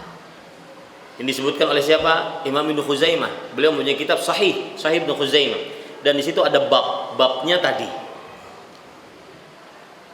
Ya. Kemudian beliau mengatakan, Imam Ibnu Khuzaimah mengatakan, babun dzikru illatin qad kana an-nabiy sallallahu alaihi wasallam yatruku laha ba'd a'mali at-tatawwu' wa in kana yahuthu 'alayha wa hiya khasyatu an yufrada 'alaihim dzalikal fi'lu ma'a istihbabihi sallallahu alaihi wasallam ma khuffifa 'alan nasi minal fara'id. Lihat. Ini penting. Ya, pikirannya jangan kemana-mana. Perhatikan, ini perlu terkiz, pemusatan apa namanya? Konsentrasi. Ya. Beliau mengatakan penyebutan sebab kenapa terkadang Rasulullah Sallallahu Alaihi Wasallam meninggalkan amalan-amalan sunnah padahal beliau menganjurkannya. Beliau sendiri meninggalkannya, tetapi pada saat yang bersamaan beliau menganjurkannya. Salah satu illatnya, sebabnya adalah karena takut amalan itu nanti menjadi wajib. Catat itu. Apa yang dicatat Ustaz? Yang dicatat adalah sebab kenapa terkadang Rasulullah Sallallahu Alaihi Wasallam memerintahkan sebuah amal, beliau sendiri tidak mengerjakannya. Karena ditakutkan akan menjadi wajib. Seperti itu, ya, wajib. Ini para ikhwan yang dirahmati oleh Allah Subhanahu wa taala. Baik, itu hadis yang pertama yang berkenaan dengan pendapat bahwa tidak ada puasa di 10 hari pertama bulan Dzulhijjah. Ya, ada pendapat ekstrem begitu. Enggak boleh puasa. Lawang Aisyah menceritakan begitu. Lawang Rasulullah enggak pernah puasa di dalam satu hadis pun enggak pernah. Nah, di sana ada hadis yang lain. Kalau hadis pertama tadi hadis riwayat Muslim dari Aisyah. Ini sekarang ada hadis riwayat Imam Abu Daud dalam kitabnya Sunan. Imam Baihaqi dalam kitabnya Sunan Al-Kubra. Ya. Dan Imam An-Nasai dalam kitabnya Sunan Al-Kubra bahwa dari Hunaidah. Bagus, nama anak perempuan dikasih nama Hunaidah. Hunaidah, saya sering menyebutkan nama anak perempuan juga bagus dikasih nama anak Hishma. Hishma itu artinya wanita yang kokoh, wanita yang penjaga kesucian, kemaluan. Hishma pakai ha, shin, mim, tak marbutah. Di Indonesia kan menjadi Hishma. Ya. Siapa yang betianan ambil aja tuh hadiah. Kalau anaknya perempuan. Ya. Tapi lebih bagus lagi. Kemarin ada yang bertanya kepada saya di Masjid Imam Syafi'i kalau tidak salah. Ustaz, tadi Ustaz menyebutkan tentang nama yang paling bagus, yang paling dicintai oleh Allah. Tapi itu untuk laki-laki, Abdullah dan Abdurrahman. Kalau untuk perempuan apa? Maka secara spesifik hadis yang khusus nama yang paling bagus untuk perempuan begini-begini itu tidak ada. Tetapi ada nama-nama yang tersirat dia bagus. Dari sisi mana? Karena Rasulullah SAW menamainya dengannya. Contoh, nama anak-anak beliau. Ya, nama siapa? Anak-anak beliau.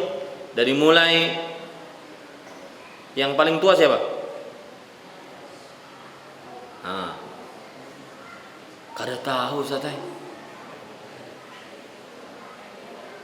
Bu, nama anak Rasulullah yang paling tua dari Khadijah.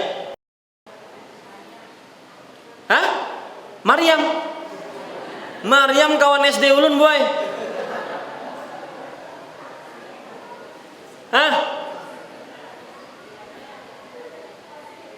Siapa bu? PR ya. Nama anak-anak perempuan Rasulullah ada 4. Dan saya tidak menyebutkan nama yang pertama berarti anak pertama. Tidak. Fatimah, kemudian Ruqayyah, kemudian Ummu Kalthum. Nah, ada cerita menarik tentang Ummu Kulthum ini. Ada sebagian syekh bercerita di dalam kajiannya, mana dalil musik itu haram? Kalau seandainya musik itu haram, niscaya Rasulullah SAW tidak akan menamai anak perempuannya dengan nama penyanyi. Siapa? Ummu Kulthum. Ini orang keblinger. Ummu Kulthum betul penyanyi dia. Ya, tetapi bukan karena itu kemudian Rasulullah SAW menamai anaknya. Sebelum lahir si penyanyi Ummu Kulthum, lahir dulu Ummu Kulthum Rasulullah SAW. Ini dari mana? Ya, jadi Fatimah, kemudian siapa lagi? Ruqayyah, kemudian siapa lagi? Ummu Kulthum. Satu lagi Zainab. Satu lagi Zainab. 4 anak perempuan Rasul sallallahu alaihi wasallam. Nah, ada yang menarik juga, Rasul sallallahu alaihi wasallam sering mengganti nama-nama perempuan di zaman beliau dengan satu nama. Nama perempuan di zaman beliau banyak yang bernama Barrah. Barrah itu artinya wanita baik. Wanita baik. Dan itu terdapat pensucian nama, pensucian diri, dan itu tidak boleh. Maka diganti oleh Rasulullah dengan semua namanya itu dengan Zainab. Nah, itu menunjukkan nama bagus. Zainab. Ustaz, pindahnya namanya terkebelakang mana? Zainab. Ya akhi, itu sahabat Rasulullah SAW. Ini Bapak Ibu saudara-saudari yang dimuliakan oleh Allah. Kita lanjutkan. Hunaidah meriwayatkan dari salah seorang istri Rasulullah sallallahu alaihi wasallam. Salah seorang istri Rasulullah SAW berkata, "Kana Rasulullah sallallahu alaihi wasallam yasumu tis'a Dzulhijjah wa yauma Asyura wa 3 ayyam min kulli syahr, awwal itsnain min asy-syahr wal khamis." Rasulullah sallallahu alaihi wasallam berpuasa pada 9 hari bulan Dzulhijjah. Nah, dalilnya jelas kan? 9 hari bulan Dzulhijjah dan hari Asyura. Tanggal berapa hari Asyura? Tanggal berapa? 10 Muharram. Dan 3 hari, berpuasa 3 hari di setiap bulan, dan Senin pertama dari setiap bulan, dan juga hari Kamis pertama dari setiap bulan. Ini menunjukkan bahwasanya Rasulullah SAW berpuasa pada 9 hari bulan Dzulhijjah. Berarti ini dalil kebalikan dari tadi. Ya. Dan para ikhwan yang dirahmati oleh Allah Subhanahu wa taala, Imam Al-Baihaqi di dalam kitabnya As-Sunan Al-Kubra ketika menyebutkan hadis ini, beliau mengatakan babu al-amalus salihu fil ashri Dzulhijjah. Bab tentang beramal saleh di 10 hari pertama bulan Dzulhijjah. Oh, berarti berpuasa di 9 hari pertama dari bulan Dzulhijjah termasuk dari amal saleh. Ustaz, berarti ada 2 pendapat di sini. Iya, memang ada 2 pendapat para ikhwan yang dirahmati oleh Allah Subhanahu wa taala. Kita baca sekarang perkataan Imam Nawawi. Bagaimana penjelasannya?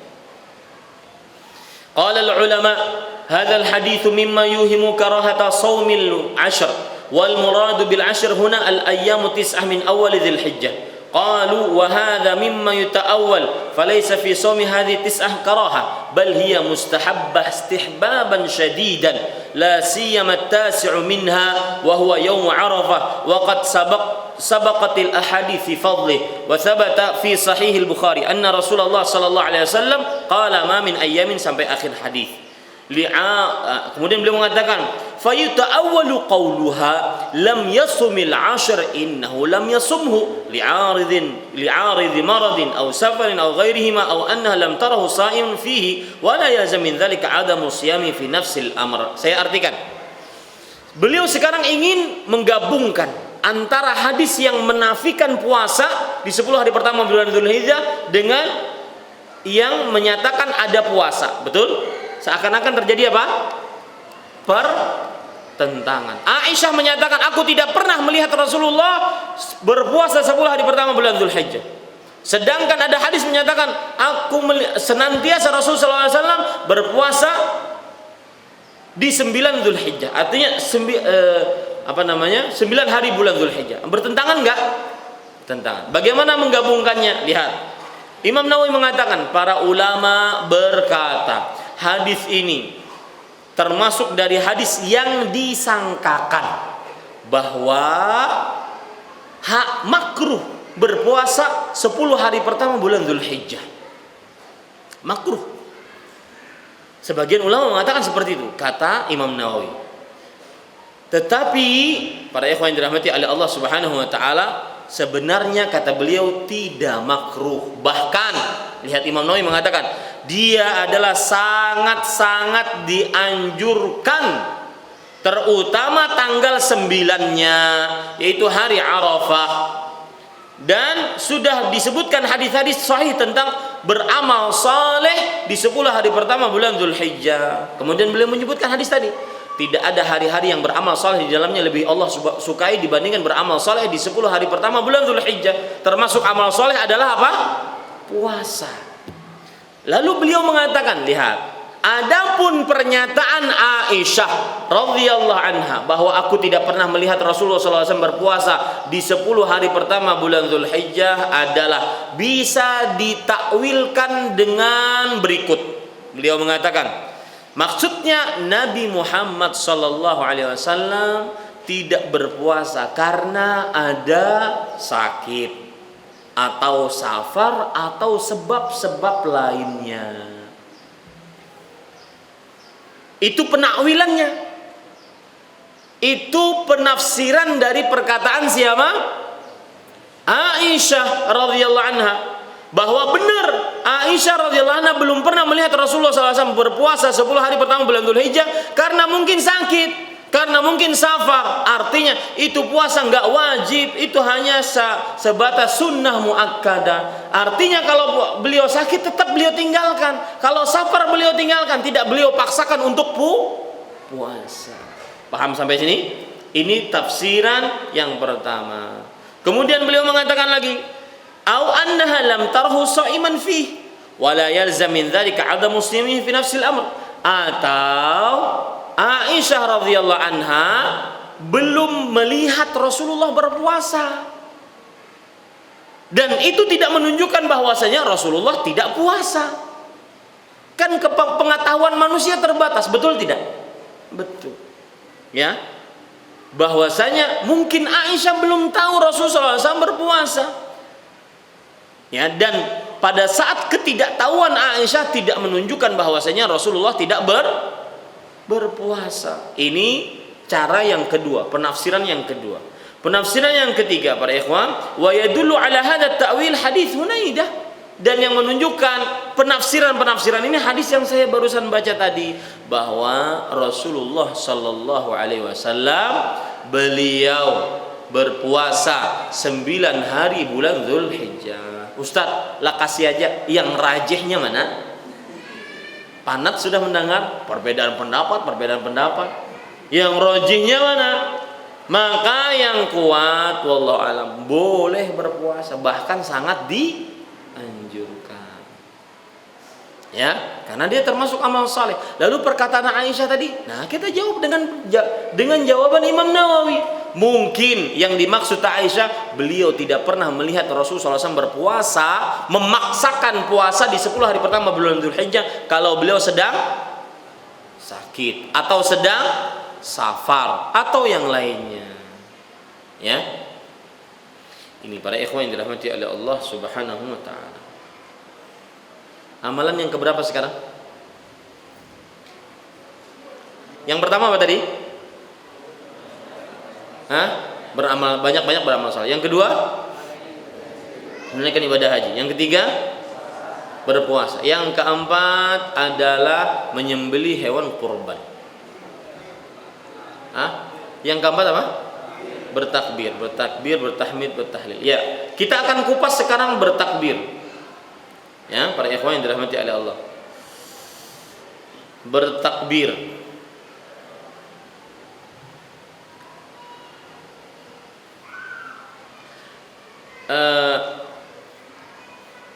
Bertakbir, hadisnya dulu kita ambil, atau lebih tepatnya dalil-dalilnya. Dianjurkan untuk bertakbir di 10 hari pertama bulan Dzulhijjah. Dalilnya surat Al-Baqarah ayat 203. Allah berfirman, "Wadhkurullaha fi ayyamin ma'dudat." Dan sebutlah nama Allah pada hari-hari yang berbilang. Ya, dan hari-hari yang berbilang di sini maksudnya adalah hari tasyriq. Hari tasyriq. Ini pun menunjukkan syariat bertakbir. Kemudian dalil yang lain, surat Al-Hajj ayat 28. Wa yadhkuru ismallahi ala ma razaqahum min bahimatil an'am. Wa yadhkuru ismallahi fi ayyamin ma'lumat ala ma razaqahum min bahimatil an'am. Dan mereka menyebut nama Allah di hari-hari yang berbilang, hari-hari yang sudah dimaklumi, atas rezeki yang Allah telah berikan kepada mereka berupa hewan-hewan ternak sebagai hewan kurban. Ini menunjukkan bahwa berzikir, bertakbir di hari-hari yang dianjurkan, yaitu di 10 hari pertama bulan Dzulhijjah. Kemudian di sana ada dalil dari riwayat Imam Ahmad bahwa Abdullah bin Umar radhiyallahu anhu bercerita, "Ma min ayyamin a'zamu indallah wa la ahabbu ilaih min hadhihi al-ayyam al-'ashr. Fa'akthiru fihinna min at-takbir wa min at-tahlil wa at-takbir wa at-tahmid." Tidak ada hari-hari yang paling agung di sisi Allah dan paling dicintai oleh Allah dibandingkan 10 hari pertama bulan Dzulhijjah. Maka perbanyaklah di dalamnya membaca tahlil, takbir, tahmid. Allahu akbar, Allahu akbar. La ilaha illallah, wallahu akbar. Allahu akbar walillahil hamd. Ya, perbanyak membaca takbir, tahmid, tahlil. Perbanyak. Dan diceritakan dalam riwayat Imam Bukhari, kana Ibnu Umar wa Abu Hurairah radhiyallahu anhuma yakhrujani ila as-suq fi ayyamil 'ashr yukabbiran wa yukabbiru an-nasu bi takbirihima.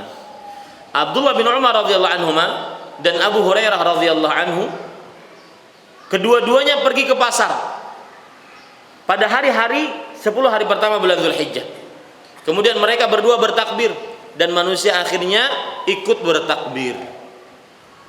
Kemudian dalam riwayat yang lain, Imam Bukhari juga menyebutkan, wa kana Umar yukabbiru fi qubbatih bi Mina, fayasma'uhu ahlul masjid, fayukabbiruna wa yukabbiru ahlul aswaq hatta tartajju mina takbira.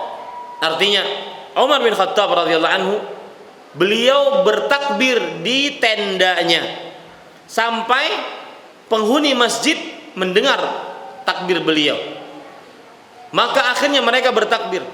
Akhirnya orang-orang di pasar pun ikut bertakbir. Akhirnya Mina gemuruh dengan takbir.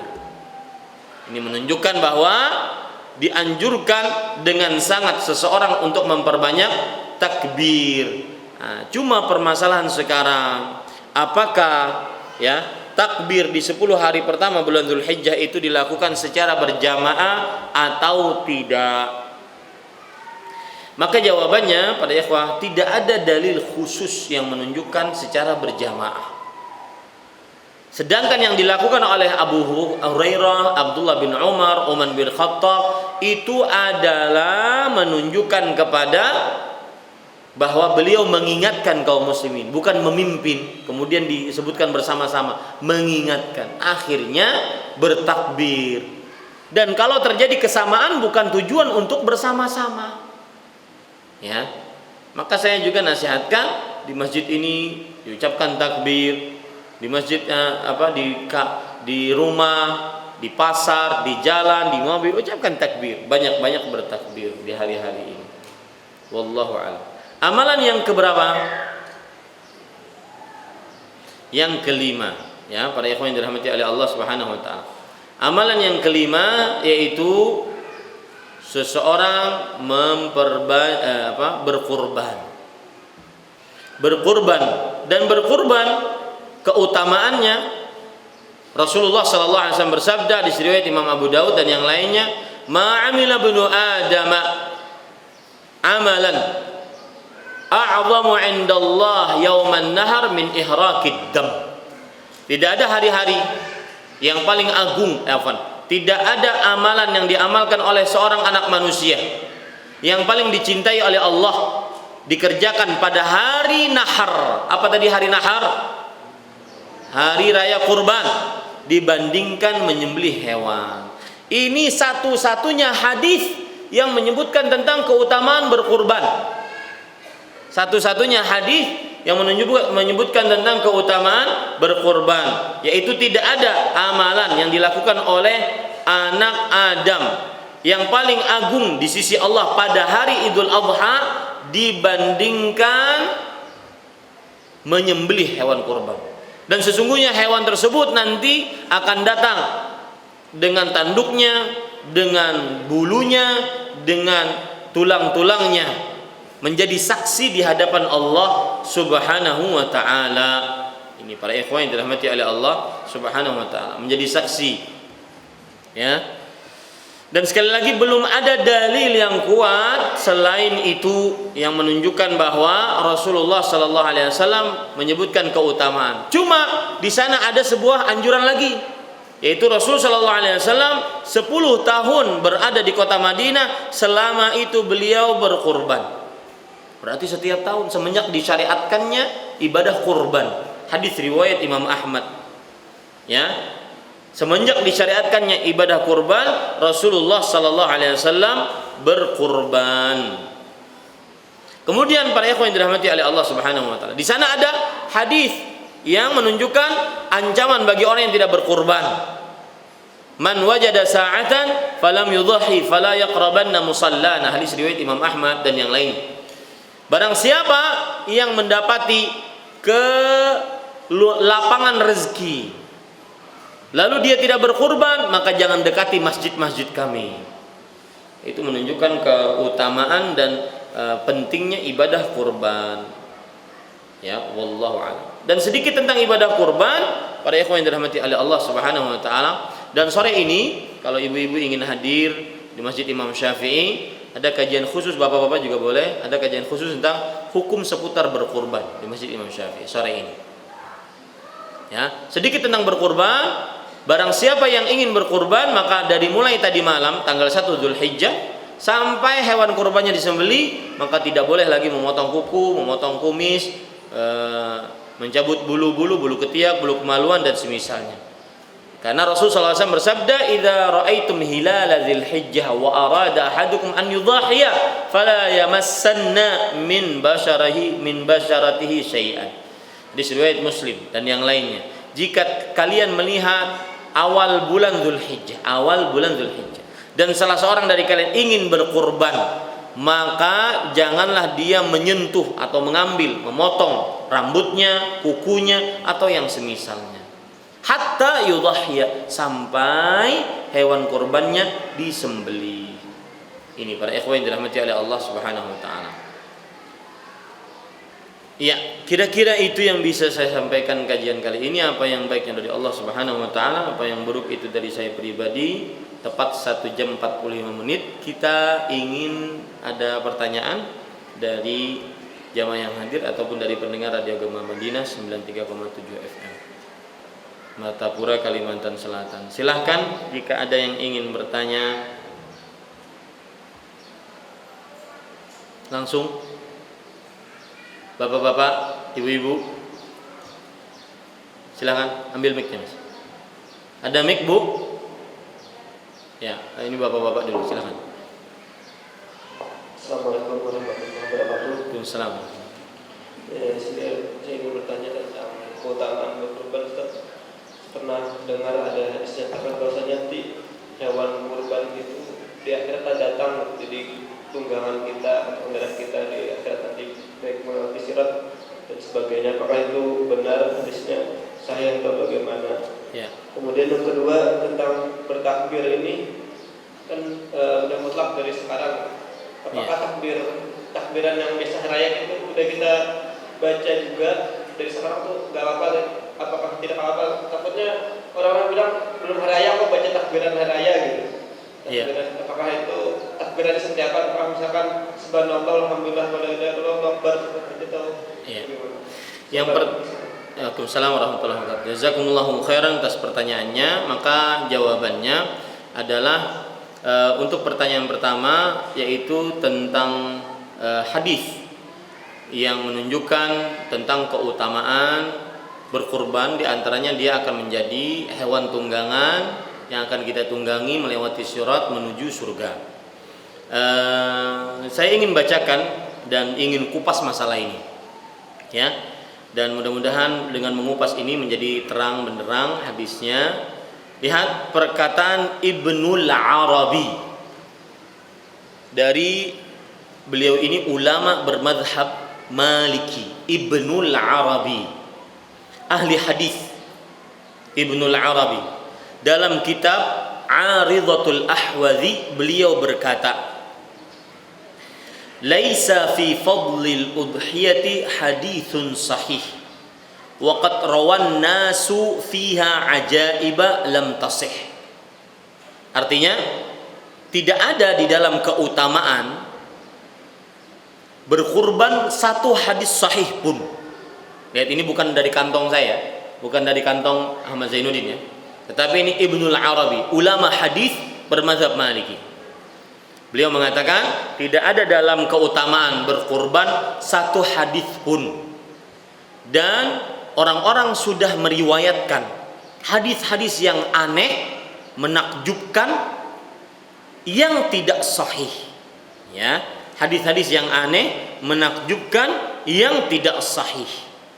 Nah, ini para ikhwan yang dirahmati oleh Allah. Sekarang kita akan sebutkan hadis-hadis yang tidak sahih tersebut, yaitu hadis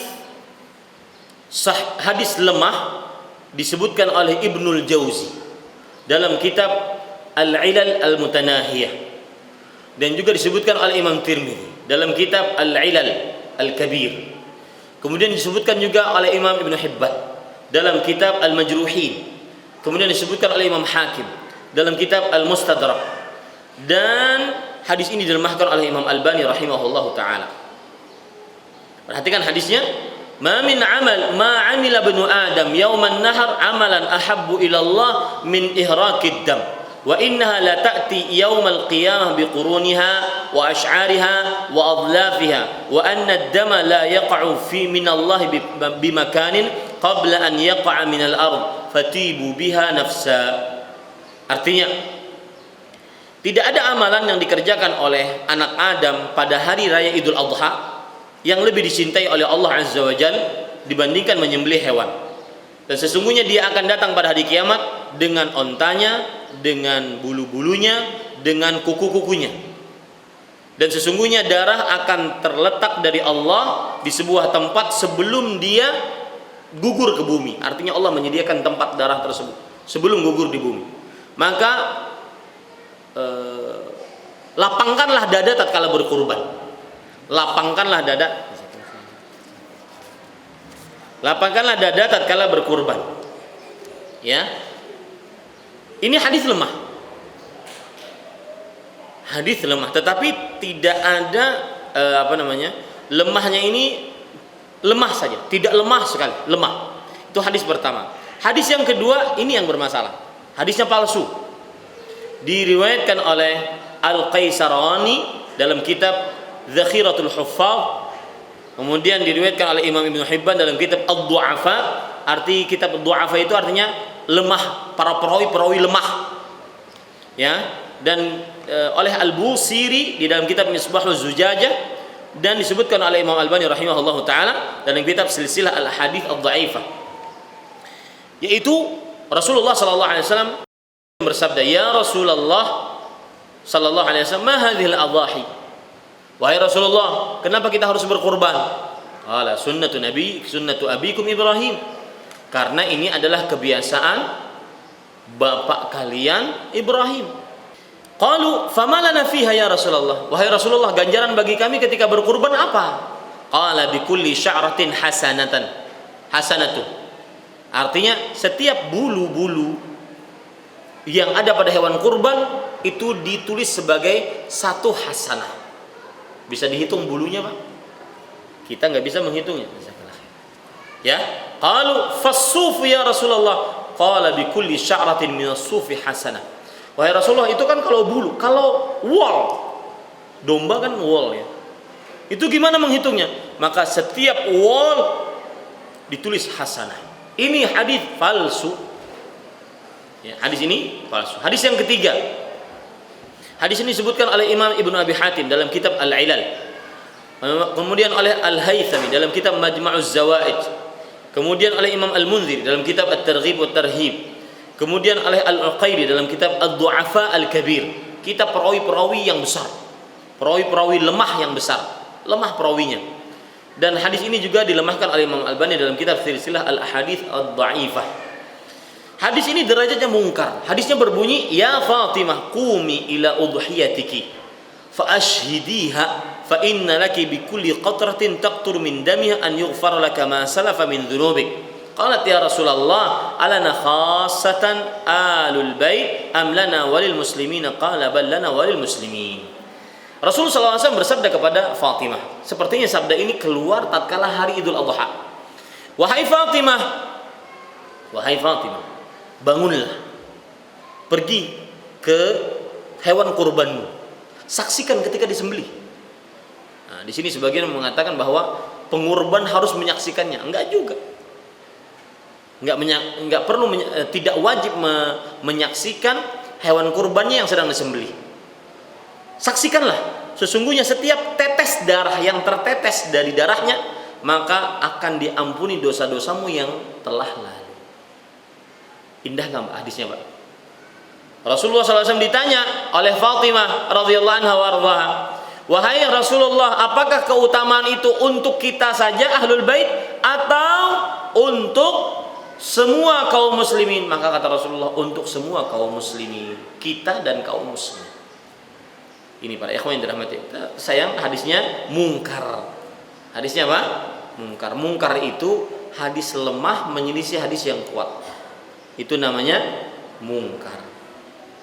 Yang keenam, hadisnya palsu, diriwayatkan oleh Al-Haythami dalam kitab Majma'uz Zawaid, Ibnul Mulaqqin dalam kitab Khalasatul Badril Munir, Asy-Syaukani dalam kitab Nailul Awtar, dan juga disebutkan oleh Imam Albani rahimahullah. Man dhahha tibatan biha nafsuh muhtasiban li udhiyatihi kanat lahu hijaban minan nar. Barang siapa yang dia berkurban dengan lapang dada, maka kurban tersebut akan menjadi penghalang untuknya dari api neraka. Ini para ikhwan yang dirahmati oleh Allah Subhanahu wa taala. Nah, itu beberapa hadis palsu tentang kurban. Jadi apa yang antum sebutkan tadi disebutkan oleh para ulama lemah hadisnya. Ya, lemah hadisnya. Nah, pertanyaan kedua tentang takbir. Takbir, ya para ikhwah, maka kita bertakbir saja, tidak ada batasan, bertakbir saja. Sebagaimana takbirnya yang kita kenal, Allahu Akbar, la ilaha illallah, Allahu Akbar, walillahil hamd. Kalau ada orang mengatakan sudah hari raya berdahulu, belum hari raya lagi, berarti dia belum tahu ilmunya. Sudah, anggap saja dia belum tahu. Ya, wallahu a'lam.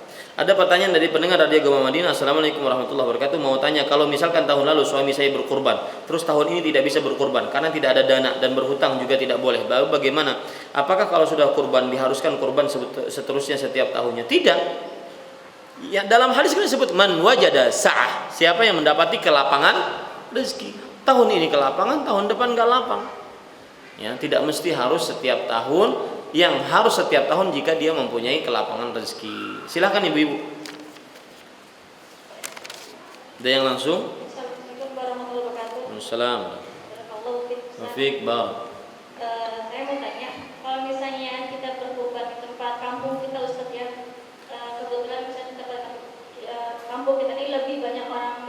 Kampungnya di mana, Bu? Saya di Bogor, Ustaz. Oh iya. Dibandingkan dengan tempat tinggal Ustaz. Ya. Saya kan udah dengar kalau misalnya sunnahnya itu di tempat tinggal sekarang, Ustaz ya.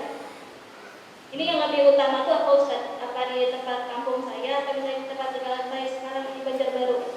Iya. Terus satu lagi, Ustaz, kalau misalnya pas kurban itu kan sebelum ya?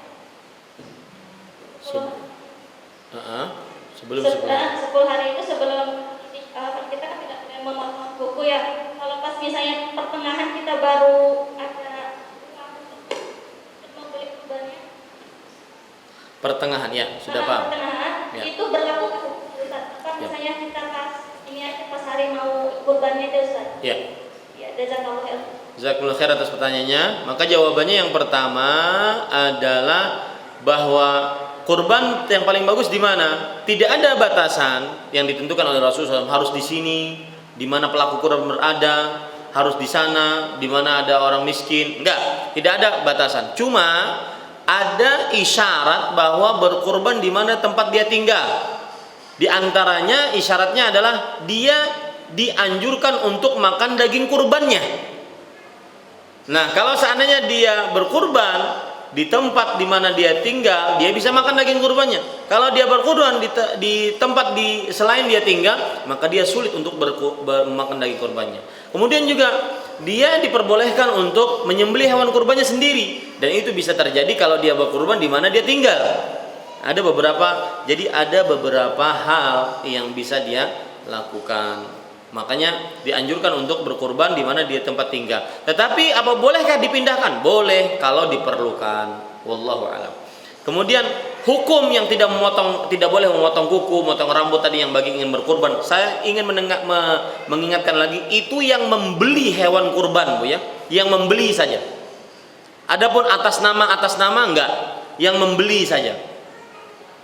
Membeli. Duitnya dari sidin. Ya, saya dapat hadiah dari orang, saya beli, berarti itu saya yang kena karena sudah duit saya. Pokoknya yang menduiti kurban itu siapa? Adapun nanti saya beli kambing misalkan, kemudian saya sebutkan ini kurban atas saya, atas nama istri saya dan keluarga saya yang hidup ataupun yang mati, maka itu tidak kena hukum kecuali cuma saya saja, karena saya yang membeli hewan kurbannya, yang menduitinya saja. Ya, nah. Pertanyaan tadi timbul, itu kan kalau kita sudah berniat dari tanggal 1 Dzulhijjah atau sebelum tanggal 1 Dzulhijjah. Berarti masuk tanggal 1 Dzulhijjah kita tidak boleh motong kuku lagi. Kalau dapat duitnya pas pertengahan, beli hewan kurbannya pas pertengahan, maka bagaimana? Mulai semenjak itu dilarang berarti. Kalau sebelumnya motong gimana? Ya sudah yang lewat, enggak apa-apa. Ya demikian, wallahu a'lam. Dan kita cukupkan dengan kafaratul majlis. Subhanakallah bihamdik, asyhadu an la ilaha illa anta astaghfiruka wa atubu ilaik. Wassalamualaikum warahmatullahi wabarakatuh. Yuk ikut dukung dan berpartisipasi perjuangan dakwahsunnah.com dengan cara berikut.